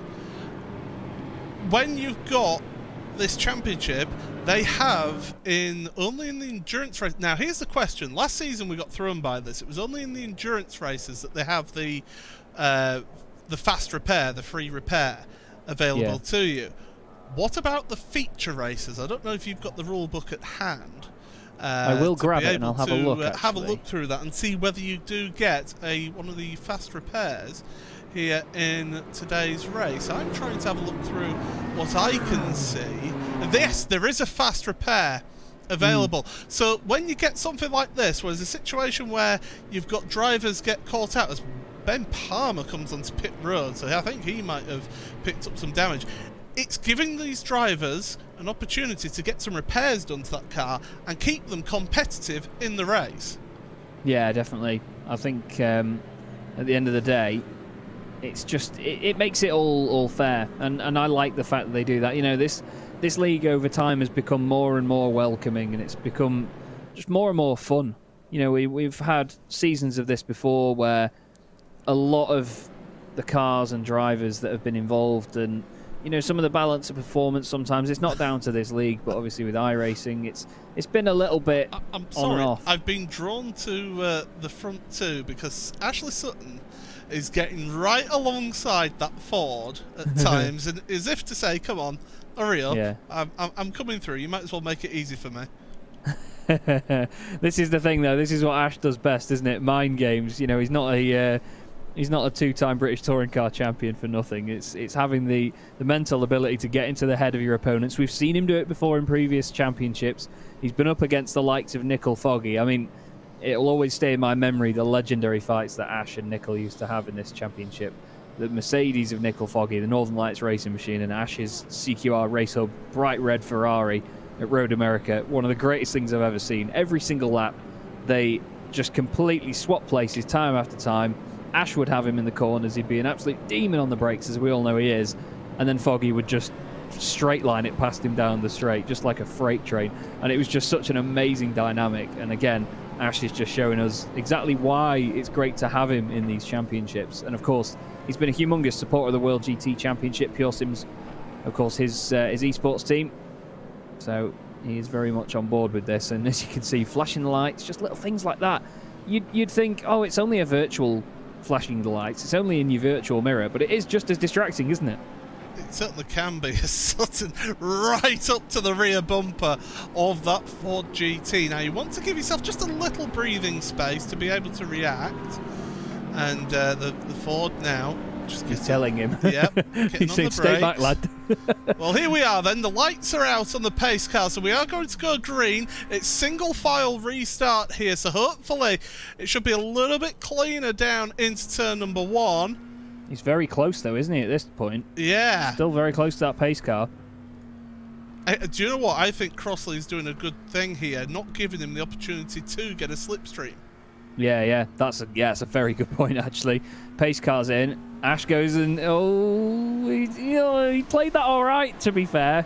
He was probably going to try and go as soon as Ash went to get a run, but still, we're back underway at Interlagos. Crossley holds the lead, and look at that, Berridge going up into third place past teammate Adam Hedgecock. Let's see how they all get through this time, Paul. Yeah, hopefully everybody makes it through. We've got Seb Hawkins is in the midst of it with Tom Jacobs and Dadswell as well. They're further down in your order. We've got some moves. Kenneth Ostwald trying to make a move on Adam Hedgecock, should I say. He makes it through into that position, although Hedgecock will try and get the cut back here. It's not quite working out for him. Side by side. That's into close. Ferradura. That's going to open the door then for the Jericho car. A little bit of a rub. Alex Nella putting the pressure on. And you know what? Ashley Sutton at the front, not able to make it past for the time being on that Ford. Yeah, I think he's just going to wait for the straight. He's not going to force the issue too much here because he knows, I mean, we've both seen Lee Berridge racing for a very, very long time. Lee is no slouch. He's certainly got it in his locker when he needs it. Alex Nella's dropping down. Not sure what's happened to Alex, but look at all of this in the midfield. So much 2x2, really Noah's Ark here at Interlagos. It may be cloudy, but we know it's not going to rain, so don't worry about the 40 days and 40 nights, boys. But look at that from Paulo Munoz. He's all over the road, trying to make sure that he can stay ahead of Chris Ward. He sweeps it around the outside, and there to pick up the pieces is Nickel Foggy. But now we look to the front. Ash Sutton's going to get the slipstream on that Ford, and he's surely going to go down the inside into turn 1, Paul. You say that, but that Ford has got some perk to it. I tell you, it's really got some good grunt to it. And of course, you've mentioned it in seasons past. That Ford, it's got a really, really tall first gear, so it can really accelerate out of corners, and that will be helping him all the way up the hill from Juncel. Yeah, that's for sure. I mean, as I said in the previous broadcast that we did in the very first round of the season, the Ford does have a really long gear ratio on it, and you will often see, if we ever go on board, that Daniel will be going round corners in first gear, some of these slower corners, and it does help get that top end really, really quickly. And of course, it helps with the engine braking as well in a lot of these corners. It's one thing that makes the Ford so fantastic, that much that it over-rotates the thing. I remember a driver that everybody knows, Martin van Loozenhoorn. He won the Sim Racers World GT Series, and then the following season he wanted to make it a bit more of a challenge, so he drove the Ford. But the speed of which he could chuck it in corners because it was in first gear, it was absolutely mesmerising. And then everybody started using the car just to see how amazing it was. But yeah, I mean, Daniel Crossley is doing what we would call a Nella in this championship, because last season Alex was a joy to watch in that Ford, but Daniel is doing just as good a job, and doesn't it look good in a Paceworks livery? It does indeed, as they go across the line again. We are 11 minutes into the race here, and well, Sutton in the Audi, he's not getting past, so he's not enjoying this. Jesse Jones, by the way, looking to make a move down the inside of Ben Gregory. So Jones, who actually sort of worked out with that reverse grid for him after that nightmare of a first race, able to move forward through the field. So he's up to 7th place now here. Matthew Doyle is in 9th, but he's battling away with Adam Watson. They're side by side down into Interlago, and at the front of your field, running wide is Crossley. Sutton to the front, and Lee Berridge and Ostfeldt now trying to work their way through. Yep, real shame to see him lose that race lead, but at the end of the day, we both thought it was a case of when, not if. Let's have a look at what happened. Onto the brakes. Just over rotates. Look at the opposite lock. Fantastic save, I must say. But unfortunately, he had to go all the way around the grass there to ensure he didn't lose it again. Berridge goes through, and Kenneth Ostwald was still behind at that point. Josh Thompson is having a fight. Oh, Paulo Munoz has gone off. So too is Josh Thompson. The pair of them flying down the order. I saw that Josh went off. I'm wondering whether Josh went off and then came back onto the track and hit Paulo. There was definitely something go on between the pair of them there. There was a lot of switching around in the order on my timing screen. And straight on it once again. Thank you, Paul. We will have a look. So Paulo has got... He's 2 cars back, is Thompson. Munoz has been hit. And Thompson had to avoid. Yeah, that'll be why then. That was his stablemate as well. Another little scary moment for Pure Sims. Mark Fletcher, David Baker, Ross McFarlane, Ross Nicholson and Brian Loynes all coming into the pits. 2 of the Sim Stickers cars there. You definitely know which one's Brian. They always poke fun at his bright yellow wheels.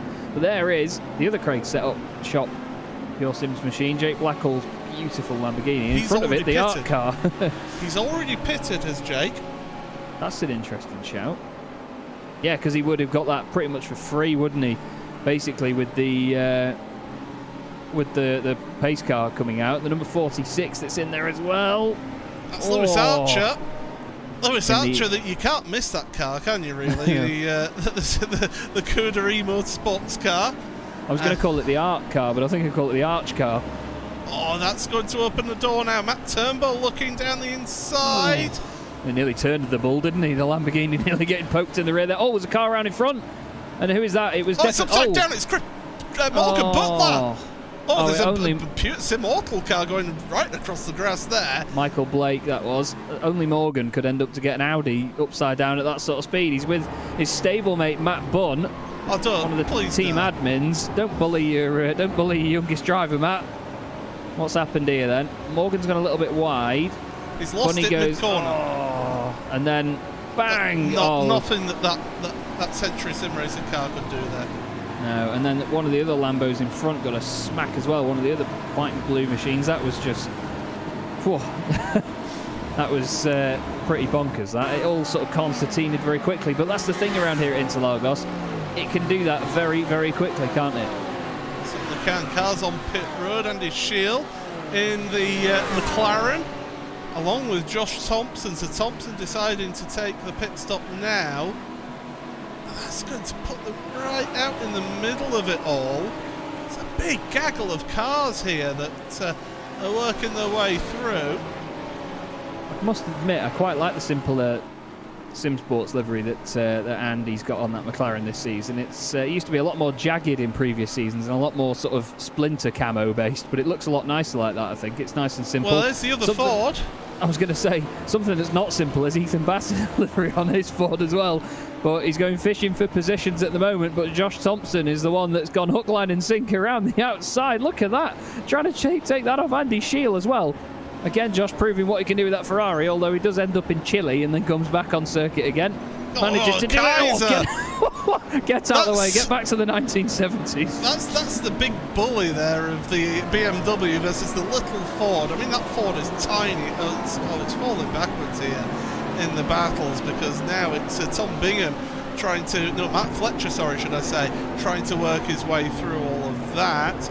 Up at the front, Oostwald has made it past Lee Berridge. So Berridge now down to third, Oostwald up to second. So it's two pro drivers at the front, Ashley Sutton and Kenneth Oostwald, and then Lee Berridge third. Daniel Crossley is still in fourth place in the Ford. He's the second place pro-am behind Lee Berridge. Behind them, Adam Watson and Adam Hedgecock have just swapped positions. So change of positions for those two there. Your top AM driver, by the way, Andrew Archer, 12th place. There he is in the Century Sim Racing car. I believe he was one of those cars who managed to avoid the incident with Morgan Butler. I think it was one of the other Century Sim Racing cars that got caught up in that one. But yeah, Andy Archer, 13th at the moment now in your standings for the amateur driver. So that's how your top AM and pro-am are getting on out there today. Yeah, indeed. And to be fair, just winning your class is probably about survival, in all honesty. Because, I mean, when the guys are pushing as hard as they are in this, I mean, there's constantly cars side by side and battling. Just making your way up to the top of your class would be a miracle if you're quite far down, but still, we've seen drivers have these amazing drives through the field before. Simon Underhill is having one at the moment, 28 places gained. Sammy Bytop's gained 25. Adam Hedgecock just dives into the pits. Liam Atkins, our mate Liam's gained 22 positions as well. So again, we've got some mega drives through the field here, Paul. Great stuff, especially at Interlagos. It's not easy to overtake here. Well, speaking of great drives, Jonathan Foote is all over the back of Ben Gregory. So he is battling 8th and 7th at the moment between the two of them. We've got more pit stops going on. This caution period really has mixed things up, and it's really going to be an intriguing end to the race here. Kenneth Oostwald, by the way, is catching up to your race leader Ashley Sutton. So that slipstream is really helping Kenneth here to move forward and get closer to your race leader. Yeah, definitely, and that's one of the other aspects here at Interlagos. We saw it in race 1 where we thought that potentially Josh Thompson was going to catch Ross McFarlane, but unfortunately for Josh, Ross just managed to break away very early on, and Ash is going to be hoping that he can do that at the minute. But Kenneth Oostwald has shown fantastic pace in that RSR Esports by G2 performance machine. Just looking here at the battle between the boosted Jericho Lamborghini of Ben Gregory, the number 40 machine just behind, digging away. That's Jonathan Foote. I was going to say he's nipping at the heels of Ben Gregory, but he's having the whole foot by the look of it. He's getting a foot in the backside at the moment, is Ben, although he pulls over to the left, maybe indicating that he's going to pit, and he is going to do just that. Jonathan Foote decides to just stay out for one more lap, maybe just keep up the pace a little bit, because it looked like it wasn't just the slipstream that was making him quicker there, as again, Crossley back on it. It's dropped to and place. Around turn 2 he goes. Dropped to place to 5th behind Jesse Jones. So Jones made the move then. We'll try and get a replay of this then. So it's down towards turn number 1. Here we are then.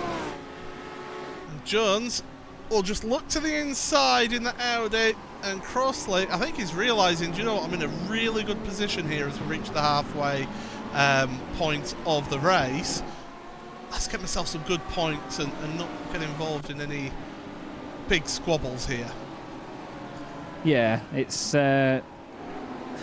easy to get stuck into something in this championship, and in all honesty, it's better to just stay out of trouble a lot of the time. But you and I know it better than most as well, Paul, with all the series that we've both raced in before.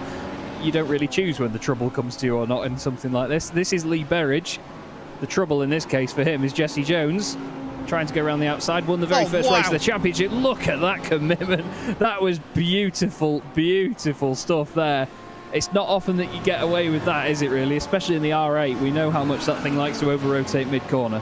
Yeah, we certainly do. But I tell you what, this RSR team, they're absolutely on it in the second race. And look to your race lead then, because Kenneth Oostwald to the front of your field in the RSR Esports by G Performance car. But Ashley Sutton is not one to give up without a fight, so expect him to be making some moves here and try and make his way through. So what I'm thinking here, sorry, saving fuel. Yes, exactly that. Yes, he's seen right. This Ken boy's quick. Let's see what we can do about just sticking in the slipstream, and as you say, save that fuel. But he's got to be conscious now. Depends on what Ash is looking at the minute, but of course Jesse Jones, teammate to Kenneth Oswald, in third place, closing in on that. Here is Jonathan Foote knocking on the door of Adam Watson's Audi R8 at the moment. Reigning Pro-Am champion Adam Watson. He's a top lad as well. Now he is part of the Paceworks team, is Adam, but actually he's starting off as a privateer in this championship, so Paceworks got a good group of cars together, and it means that Adam's found himself basically on his own in the team, even though he is in that Paceworks Esports paint.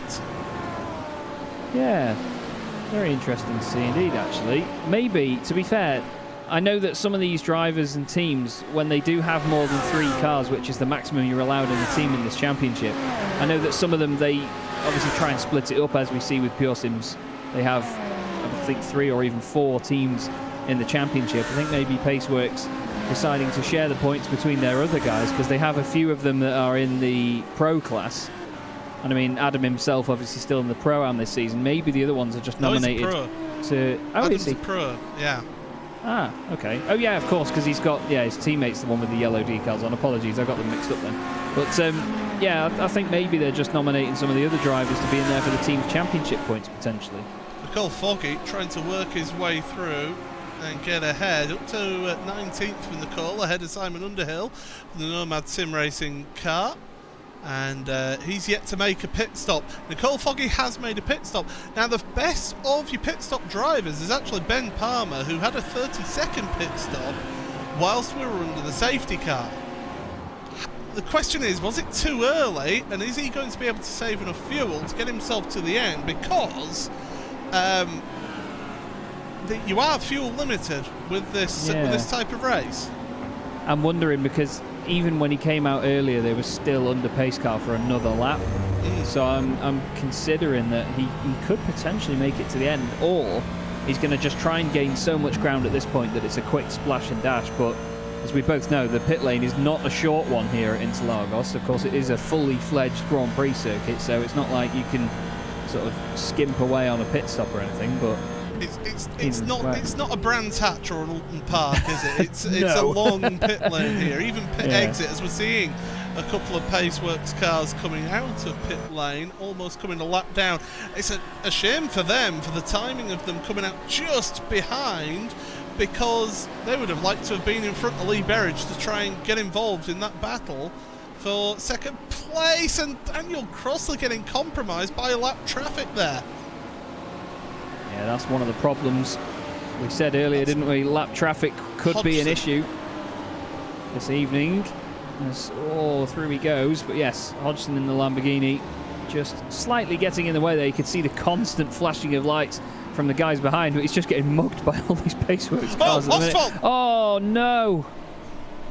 Oh, not. What is it with race leaders? It's honestly, you couldn't write this. Like, race leaders just always have a spin that, oh, is it going to be avoiding this traffic or getting caught up in it? Who is that? Is that Carl Moore? No, because Carl Moore's in it's McLaren, Kieran Chung.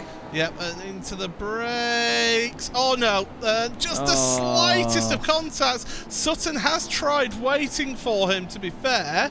Yeah. It's getting caught up with that traffic. You were right mentioning the traffic there. It's just the slightest of contact between the two of them, and now Ostwald finds himself in 10th place.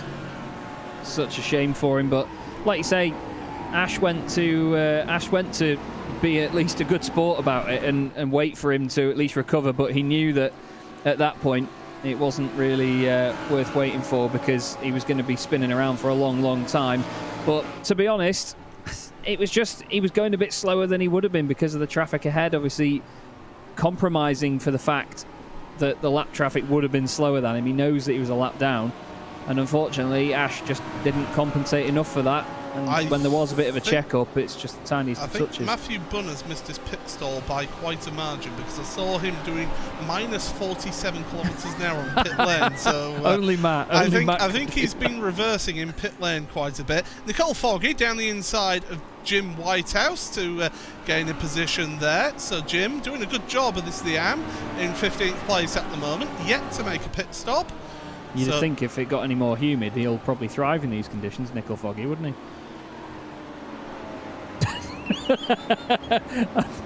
I know, awful. Anyway. Seb Hawkins is in 7th place right now. And I bet he's very, very glad about it as well, although he's chasing another Ferrari with the Dazzle camo, of course, a boosted motorsport. They always have very striking liveries, but this is the sort of battle of the titans when it comes to striking liveries, because as we both found out at Monza, Seb Hawkins' Ferrari is very difficult to miss, much like the art car that we saw earlier. What's going to go on here? Oh. I'll tell you what, I always say that the fact this is a sim makes people braver, but wow, you wouldn't do that in real life, would you? No, you wouldn't. Oh, well, you wouldn't be allowed to be fair. So yeah, true. As they go along, but Jesse Jones to the lead. It was a move down into turn 1 on Ashley Sutton. And he's going to get sick of these RSR cars. Yeah, absolutely. It means that he's moved forward again. And Jones finds himself in first place. Of course, race 1 winner last time at Monza. So Jones, he's no sort of stranger to being in first place in this championship already, even though this is only his second meeting. Yeah, certainly made a fantastic impression first time round, led from the very front. Of course, there was the controversial bit of contact with Josh Thompson, but of course, as we said at the time, it was pretty much a racing incident. Not much either of them could have done about it, because it was just close, hard racing. That's what you get here in the World GT Championship. Interesting to see the visibility has come down quite a bit, and here is Josh now, probably with a bit of PTSD going on as he chases down the other RSR Audi, aptly named, of course. Through the long left they go, and that's another corner on this circuit that's so difficult to get right, because every single time you go around, was Berridge, wasn't it, off the road just on the right hand side? It was. Lee Berridge must have lit it up on the exit. I was just about to say actually how difficult that corner is, because it's got so much camber on the inside. You get on the power, and then suddenly as it flattens out, the back end, the rears just spin up. So let's see what he does. It's a little bit out of shape there, catches the curb. On the power he goes. Is he just going to clip the... it's already going, and that's going into the wall. Wow. Wow. He missed the wall. How has he done that? I'm sorry, I'm having another gratuitous look at this right now, but we're going to go on board with Lee, because to be fair, you've got to show appreciation. He's losing it there. He's losing it. Can I keep it out the wall? And that little bit of tarmac there has really helped him. And look at how he slots back in as well, right behind the Lamborghini in front of him. That was wonderful stuff. That, if you want to manage an accident, everybody, that is how you do it there with Lee Berridge. Good to see Lee's not lost any of his talents from when I last raced against him. He's got Tom Dadswell in front now, because he's actually overtaken. Who was it there? He's at Turnbull. It was Turnbull, yes, in the 3M Lamborghini. But wow. Awesome stuff. Absolutely awesome stuff there from Lee Berridge. So, just to keep everyone up to date, this is meeting number 2 of the Season 9 of the World GT Championship. This is a feature race round, so it's 2 40-minute races here in the World GT. It's new format for the season. And so, we're getting to get to a little bit to stretch our legs out here in this racing, but it's still been pretty close racing. And speaking of pretty close, Josh Thompson, Jim Whitehouse, Kenneth Ostwald, Jake Blackall, Oscar Copa, all together here. And this is all fighting over 12th, 13th, 14th, 15th, 16th and 17th. As quick as that. Great stuff. Indeed. Great again that we have so many battles all the way down. And look at that, Jim's boxed in. And down the inside goes Kenneth Ostwald. Nicely done. Jake Blackall's going to try and open the door now as well, past the Century Sim Racing Ferrari. But all this time behind them, Oscar Copa is going to be looking. Jake there trying to get the extra 15 brake horsepower for flashing the lights. Oscar Copa I'm not sure whether he's going to be able to cope with this as he goes down the inside of Jake. Look at that, nice and late on the brakes. Jake didn't really help himself there in terms of, he just, again, it looked like he got boxed in a little bit. Jim gets a bit of clear air for now ahead of them in his bright yellow Ferrari. But yeah, the visibility is really going down here, and I for one am a fan of that. Get to see a lot more headlight and brake light bloom. Some of the Lamborghinis, of course, with the endurance bar on the front, as they call it, the endurance light bar. Jake, of course, you can see does not have that, otherwise we'd be blinded by it. But again, straight on the attack here, Oscar Copa down the inside, lovely stuff. That was just textbook stuff there, wasn't it? And good of Jim to give him the room. Yeah, absolutely. So, Jesse Jones in the lead of this race. 0.7 of a second ahead of Asher Sutton in second place, with Adam Watson in third. We've got pit stops ongoing at the moment because Jonathan Foot, the Pro-Am leader, has now headed onto pit road, so this will be his pit stop. Andrew Archer, who's the leading Am driver, also finds himself on pit road, so there he is in that Century Sim Racing livery. I do like that with the lion on the back there, so they'll be making their pit stops as well. So pit stops ongoing. We're nearly at the end of the pit stop cycle. We've got 8 minutes remaining in this race. Still, Jesse Jones, Asher Sutton, Adam Watson, Seb Hawkins, Pete Harrod and Tom Jacobs, Jim Whitehouse and Simon Neller and Ethan Bass yet to make their pit stops here. Yep, still plenty to go. And to be honest, you never know what's going to happen. This is motorsport at the end of the day. Expect the unexpected, they always say. And I really like the fact that we've got pit stops in this, because it does add that extra element as we look here at Crossley side by side with Kenneth Oswald. Kenneth just looking back down the inside. He was on the outside for the previous corner, which switches over to the inside and then back again to the outside. Is he going to try and get some sort of cutback here? We've seen Kenneth has got fantastic racecraft so far, but no, Crossley using that Ford to its very best and staying back in front. And again, we look back then as we go into Jun Chao. Oh, a little bit squirrely on the brakes. Yeah, ran a little bit wide. And now look at this. Oswald trying to go around the outside. We know that's not going to work, but he may get some sort of cutback / slingshot down the straight. He's on the inside. And he's actually going to have the inside of turn one. That's nicely choreographed by him, to be fair. And watch Copa behind as well, try and follow through. There you go, down the inside. And do you know what? I think Crossley recognised that and thought, do you know what, lads? You go ahead. I'm not going to fight that one. You're not my battle here today. Yeah, definitely. He just knows that those two were going to work together no matter what they did. You know, they were always going to be just going through as a pair rather than going through one by one and giving it a lap between each, because he's picking his battles well. And again, we come back to the whole long-term gain situation with what Crossley did there. You need to be able to identify those moments and get out of a battle like that. Pick your battles. That's one of the main things you do in this championship for points. I was never able to do it. A lot of the other drivers don't always go for the safer option. They go for being a hero. But yeah, it's down to driver preference. You know, some of them get away with it, some of them don't. This is Andy Shield. Ahead of him is Carl Moore, giving us a wonderful little fireplace display, of course, as we always get from the McLaren MP412C GT3. Obviously another name by McLaren that rolls off the tongue. Jesse Jones, our race leader, has just jumped in the pits, which promotes Adam Watson to the top of the pack. Pete Harrod in the pits as well. Tom Jacobs Jones is the leading. Is another one that's missed the pit stall, by the way. Oh no. I was seeing on my timing screen. 4.9 seconds is the pit stop because of that, of course, with it being the caution at the start of the race. Pete Harrod, as you mentioned, he's on pit road just to get himself out. But yeah, Adam Watson ahead, and look at this, Shield and Moore still side by side.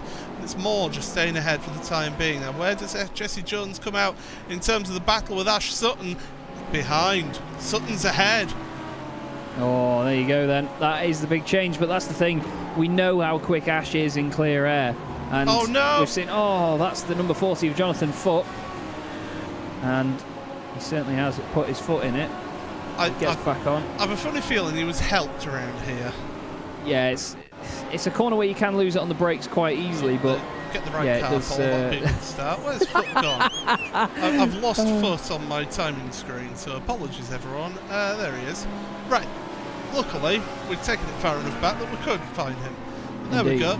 Let's see if this corner was his Achilles heel or not. Is it just going to be on his own? I think it is on his own. Look at that, just carrying a little bit too much speed. And the two Williams cars of Seb Hawkins and Josh Thompson almost getting into each other there. Out of all people, Josh, do not hit your team manager mid-corner in the middle of a race.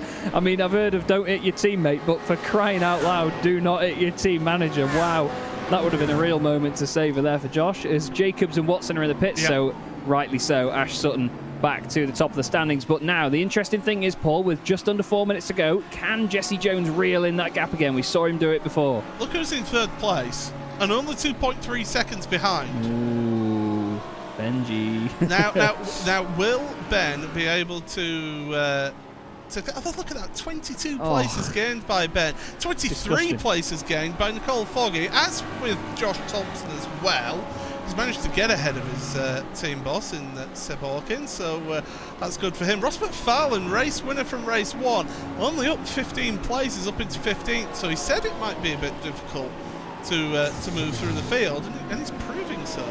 Just Ash Sutton there, sorry Paul, just absolutely wringing the neck out of that there. And as he went around the long right-hander over the crest, that car was pretty much floating sideways. He's going to get slightly held up by the traffic a little bit there, goodness me. But now Jesse Jones is probably going to suffer the same fate, so Ash manages to get away with that, you could say. The Lamborghini there just getting out of the way as soon as possible. Look at this, opening it up as much as he can. And wow, this is very much now the chase is on between the pair of them. He will be in slipstreaming range as well, so he might be able to just eke it out bit by bit. Ben is staying a similar distance behind here in third place, but yeah, as you say, I mean, Ross McFarlane, he may have only gained 15 places in this race. That's about as many as I've gained by overtaking people in my entire career within iRacing, to be fair, but even still, in relative terms to the other drivers, yeah, he's not had the same rise. In the Pro-Am, by the way, it is still Daniel Crossley leading that class, and in the Am, it is Andrew Archer, but Matthew Doyle isn't too far behind him either, so Matt Doyle looking for his second class win of the evening here, Paul. Yeah, doing a good job is Doyle, although just losing out to Fletcher. Matt Fletcher trying to work his way through, so up into 24th for Mark, and Doyle 25th. Andy Archer, as he mentioned, not that far ahead. There you can see him in 23rd, so you can see people moving. Oh, Crossley's losing positions. He's lost a couple of positions there. I just wonder if he maybe ran wide a little. That's been a tricky corner for him down at Tessida del Lago, so that means that he's dropped down to 12th place, and Jake Blackhall now is behind. Tom Dadswell now, your new Pro-Am leader, who's right ahead of Daniel Crossley. Yeah, big change in front of that class then. Tom Dadswell. We've seen that the Altitude Esports drivers have been very quick, in all fairness, and since they arrived on the scene quite recently, they have had a rather strong lineup, but it's, unfortunately in this field, it's another white, blue and black Audi R8, which we've got about 35 of. There's two more of them. Ben Palmer with his teammate Nicole Foggy behind him, just crossing the line with what will be the final lap. Yeah, the final lap of the race left to go now.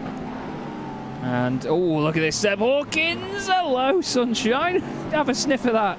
There he goes down the inside. RSR teammates almost into each other there. That was so close. Oh, Daniel Crossley's running slow at turn 1. He's had an issue.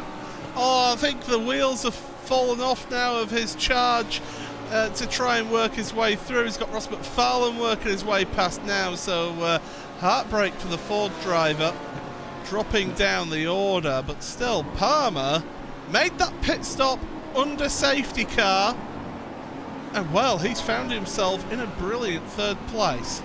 Yeah, it's been a mega strategy by Ben, to be fair. But can he hold on ahead of his teammate? I know what Nicole's like. Nicole is a fantastic human being, to be fair. He's hilarious. He's very dry. But I know that he'll probably go for this. But can I just say as well, 3 Pure Sims OBP cars in the top 4. That is mega. And on his first appearance this season, looks like two-time British touring car champion is going to take a win. He was there last week at Monza. Was Ash? Oh, was he? Yes, he was. I didn't But anyway, realise. on his second Sorry, Ash. appearance of the season, he comes across the line then to take victory in the second of the two feature race events here in the World GT Championship. Across the line, takes the win ahead of Jesse Jones. Ben Palmer is going to end up in third place, ahead of Nicole Foggy and Adam Watson.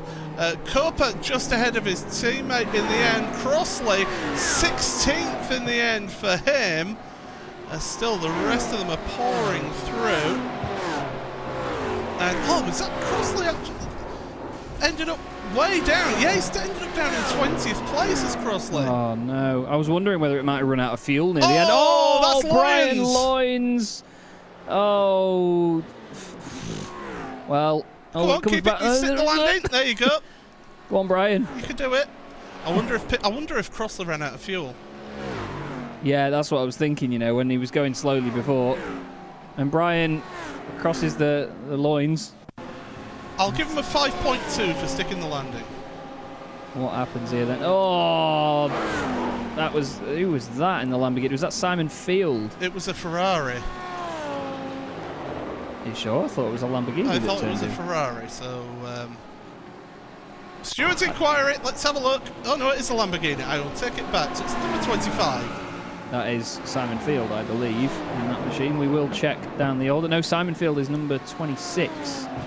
So let me look for a 25. So that was somebody further down the order, was it? Lap down, perhaps? Unless it was the 26. Might have been the 26 with the letter. Yeah, yeah, that's true. To be fair, I think the front was a little bit crumpled already, but yeah, just a little bit of movement that just didn't need to happen. You know, I've seen it a lot recently where, yes, you can pressurize the driver next to you by getting close to them, you know, get in their head, as I keep saying. It's all about the mind games. But just sometimes there's just no need for it. And, well, if you need a demonstration on the ballots of performance in iRacing at the moment, there you go. Well, there's the results then up on screen. It is Ashley Sutton who takes the victory here then for Pure Sims OBP by 0.955 of a second, ahead of Jesse Jones from RSR Esports by G Performance. Ben Palmer, inspired decision to come into pit road in the caution period. He's in third place ahead of Nicole Foggy. Adam Watson, fifth. And then your first two Ferraris and Josh Thompson with his Williams Esports teammate and team boss Sebastian Hawkins in 7th place. 8th for Oscar Copa with Kenneth Ostwald and Pete Harrod rounding out the top 10. All pro drivers in the top 10 because the top Pro-Am driver finished 11th. That's Tom Dadswell with Jake Blackhall in 12th place. The other Pro-Am driver who finished second in class. Ross McFarlane in 13th in the end ahead of Chris Wood. Ben Gregory 3rd place in Pro-Am, so good result for him. In 15th ahead of Tom Jacobs, who, to say that he was near the back of the grid at the start of the first race, then he's done a fantastic job to finish 16th. Carl Moore 17th ahead of Michael Evdoka with Andy Shield in 19th place and Daniel Crossley in 20th place after suspected running out of fuel. And then Mark Fletcher 21st ahead of Andy Archer, who's the top of your AM drivers. So an AM win there for Andy in that Century Sim Racing car. Just over a second ahead of Matthew Doyle in 23rd. Your own Kaiser 24th ahead of Matthew Turnbull with Ethan Paul 25th, with Mike Horder, Jonathan Foote in 26th, 27th. Michael Blake 28th and 3rd place in the AM order ahead of Adam Hedgecock and Simon Field in 30th place. That's half of the field done. Chaz, take it over. David Baker, 31st position then in the Pure Sims 3M machine, ahead of James Whitehouse and Paul Webster. Just behind, Stephen McCaffrey ahead of Chris van der Ness in 35th, with Lars van Ryn in 36th. We then have Sean Gardner and Brian Loynes eventually making it across the line, only just beating his teammate Ross Nicholson there after the accident, with Ethan Bass, another Ford, in 40th place. Simon Neller was 41st, with John Roberts and Jason Rowe just behind, with Tom Stevens in 44th and Paolo Munoz in 45th. He had his his stablemate Matt Bunn behind, with Stuart Nunnan in 47th. So Bunn and Nunnan again close together. Mark Woodhouse 48th, Cuda eMotorsports Chris Byram in 49th, and rounding out your top 50 was our mate Liam Atkins We then have Lee Berridge, who is exciting as ever with that fantastic save. Simon Underhill in 52nd. Lewis Archer in 53rd, followed by Kieran Chung and Jason Hodgson. Sammy Bytor, Alex Neller, Tom Bingham, and Morgan Butler were even further down the order, unfortunately, especially after Morgan got put on his roof. But a very, very lively race indeed, Paul, once again at Interlagos. But in all honesty, these races have flown by. It's like we've only done 2 sprint races, haven't we? Yeah, that's certainly been a really fun and exciting racing going on. And, well, one person who had a fun and exciting race and almost got into an incident with his team boss, Josh Thompson joins us in the commentary box. Josh, I mean, 2 40-minute races. It's the first time we've done it in this series. How did you find tonight, Gwen? Overall, pretty decent. It wasn't the most ideal results in both races, to be honest, with other issues. But yeah, it's tough. The whole 40 minutes, then 10-minute off and 40-minute back on. It's really weird because it's not a full race in like feels like you're doing a normal race, and it's not an endurance race technically. So you have that little cool down period. So it feels like you have to then spend like at least another 5 minutes of the race just getting into it. And obviously we had the safety car. It just took ages to get back into it properly. Made a few little mistakes here and there with just overdriving at the start. So yeah, overall it's actually kind of good. Like I actually enjoyed the new format. It gives a bit of a spicy result, I think. Well, we saw how sort of well you were doing in that first race as well. You know, considering that the Ferrari is at a little bit of a disadvantage around this track, as I found out on Friday when I did a little bit of testing in this car around here. I regretted that instantly. But you know, how much were you having to push? I did notice that you commented saying that basically every lap was like a qualifying lap for you. Honestly, I'm knackered. I've never had to push a GT car that hard to be close to the pace. Obviously, Ross and the Pure Sim boys have done so many laps in the car with SEO and Neo and all that. So they're very good with the car. But when you have to push so hard a lap for them to just to pull like a 10th on the main straight every lap, it was really hard, really tough. So I had to be super aggressive in the racing to get through. It almost paid off. I got collected in someone else's incident, which was unfortunate. I had to avoid it, otherwise I was going to get collected. Yeah. So that dropped me about 9 seconds, and I only finished about 8 seconds off the lead. So I kind of can't take, and I caught the gap back to Foggy what I lost. So to say the car's not ideal, it's maybe a 2 temps off, 3 temps off. To be that close to the guys, I don't think it's a bad effort. And we go to Mount Panorama then for the first of the endurance races. It's a track where a driver really does make the difference around there. Yes, the balance of performance will have an effect, but a driver can make up so much time around there just with how close they get to the walls. Oh yeah, definitely. I think Mount Panorama will level it out a bit. You don't like it'll still be the same people at the front, I think, with the Audi and the Lambo and stuff. So it'll be interesting to see what the Ferrari goes like around there. In the past, it's normally been quite a viable car because it used to go at the end of a straight. The issue is now it doesn't go at the end of a straight, and it struggles in the corners a little bit. It'll be interesting to see though. But I'm kind of cursed there. The last 2 times we've been there, I've been taken out from the lead in the second half of the race with back markers with traffic, just with congestion over the mountain. So we'll have to see how it goes. Well, we'll see how it goes next week. Also, all the best for this coming Saturday in the Porsche Tag Heuer Esports Super Cup, and hopefully we can get you a finish in the points because it's not been the best of starts. It's fair to say. It's not been the best of starts, but hey, heading qualifying last week was a bit of a promising step forward. So have to see how it goes. Well, anyway, we'll let you get off. Go get yourself a nice cup of tea or something, and watch back the coverage because it was some tremendous racing out there. But all the best, Josh, and thank you, guys. We'll hopefully see you next week. Yep, see you next week, guys. See you, Josh. There we go then. Josh Thompson, always one to give us a word here in the commentary box. And, well, Chaz, I'm going to take it away. I was going to say I'm going to take it away with the next interview. Thin air.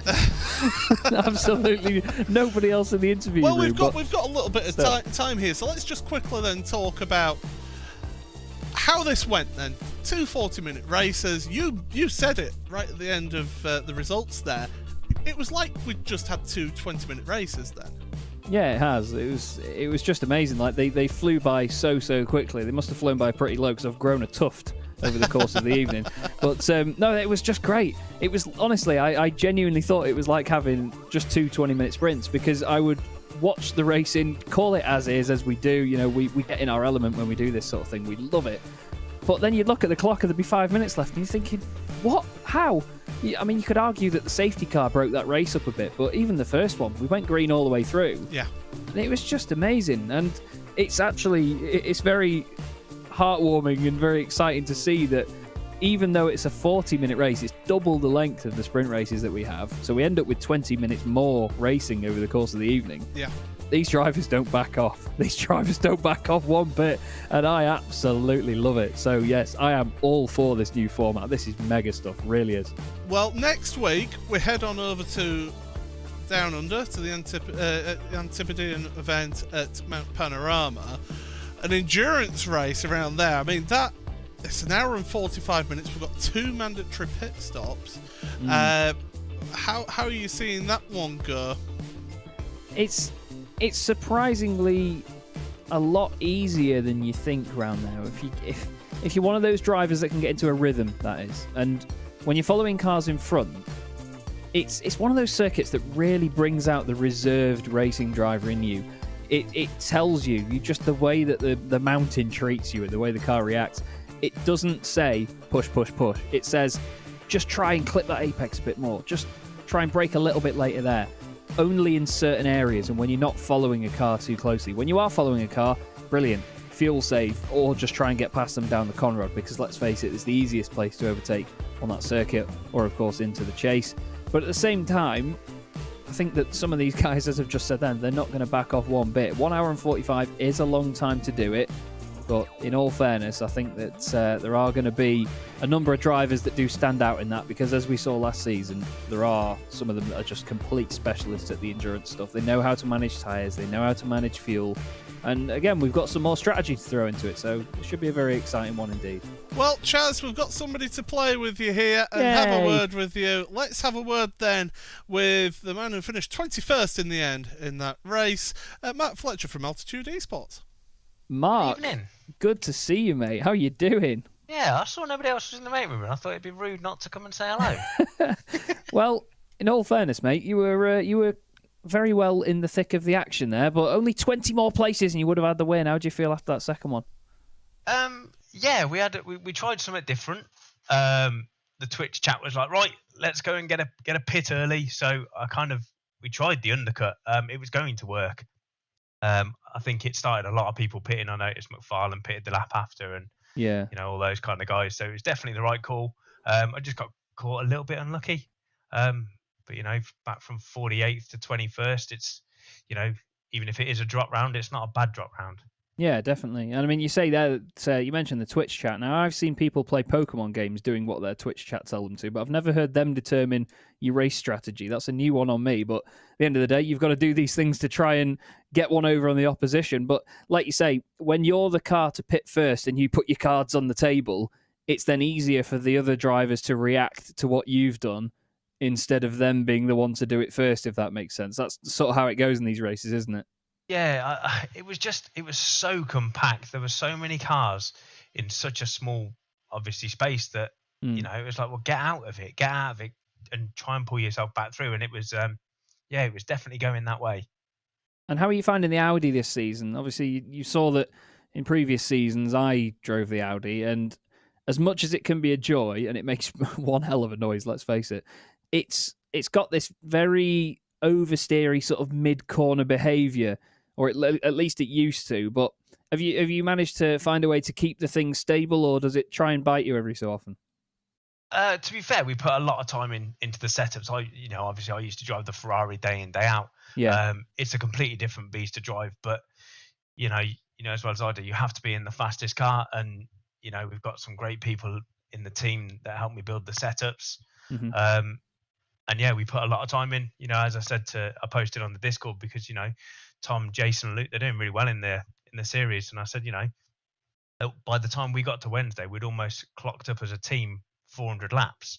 So wow. We're really putting the time in to get the results. So when we've got fast cars, there's a reason, because we're just putting the time in. Yeah, indeed. And I think, to be honest, that's probably what helps with the Audi. It is one of those cars that does demand that time from a driver, but it's good to hear that you've managed to get the guys doing so much as well. And of course, the results are showing. You know, you guys are getting some strong finishes in this championship, and we've discussed it before just between the two of us. It is not an easy series to just jump in and do well in, because the level of competition is unbelievable. Now, this is obviously the first time they've run this format, the two 40-minute races with a pit stop in each. Next time round, it's 1 hour and 45 with 2 pit stops at Bathurst. How do you feel about that one? I love Bathurst. I cannot wait for next week. I'm going to start testing in about 5 minutes. But yeah, I don't think when I did World GT before that it was a 1 hour 45 with 2. So yeah, there's definitely going to be even more strat to kind of play with next week. And then yeah, Bathurst. Let's hope that we don't get caught up in a big, fingers crossed, a big wreck at the start.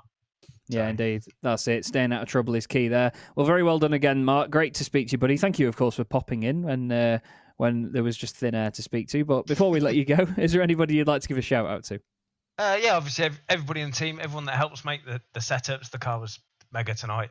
And yeah, just our 2 sponsors, Sim Racing Studio, who make my win simulators, and the main sponsor for the Team Sim stickers. And yeah, thank you guys for broadcasting it. Again, I'm watching it in bed.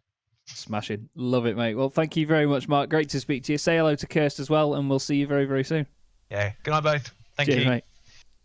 Such a lovely guy, Mark Fletcher. He's such a fantastic lad. It was actually Mark that got me involved with, funnily enough, I'm wearing the T-shirt now, with Sports 2000 and commentating on their series in 2020. And yeah, he's just a top bloke. He'd do anything for anyone, Mark. And it's good to see that he's got a good team around him as well. And like you say, results are going all right. So yeah. Couldn't be happier. Mega. Yeah, they're doing a really good job there. I can think of better people I'd be wanting to watch in bed, but there you go. But before we wrap up here, I think I've broken Chaz, so that's an achievement. But yes, before we head off, then of course it's not only an endurance race; it's the first round of the Endurance Cup. Yes, we have basically a separate championship, or within the overall championship, we have the Endurance Cup. So the 4 endurance races over the course of the season have their own set of points. So even if you've won your class in that race, for example, you get the same points as the class winner in the class above or the class below. So even if you get the overall points positions like you do in the feature and sprint race rounds, in the endurance ones, it's all divided into classes. So say you win the Pro-Am class and you finish 25th, you will get the same points as the overall race winner in the Pro class.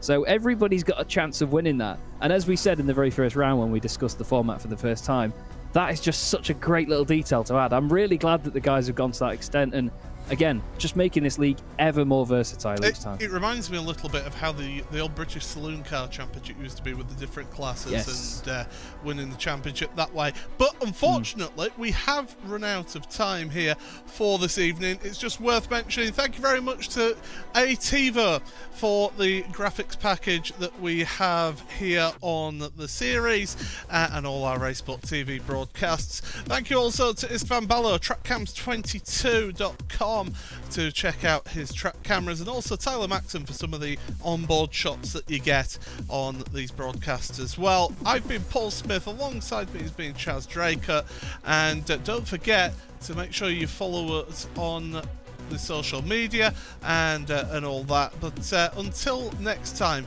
thank you very much, everybody, and for myself and everybody here at RaceSpotTV, it's goodbye.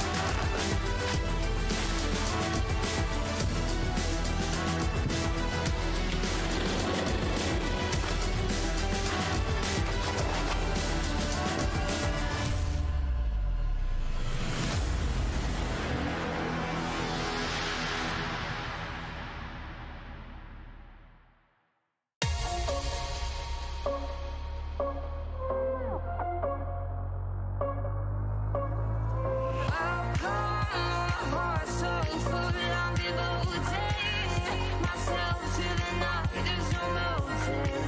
We're just listening. We're existing.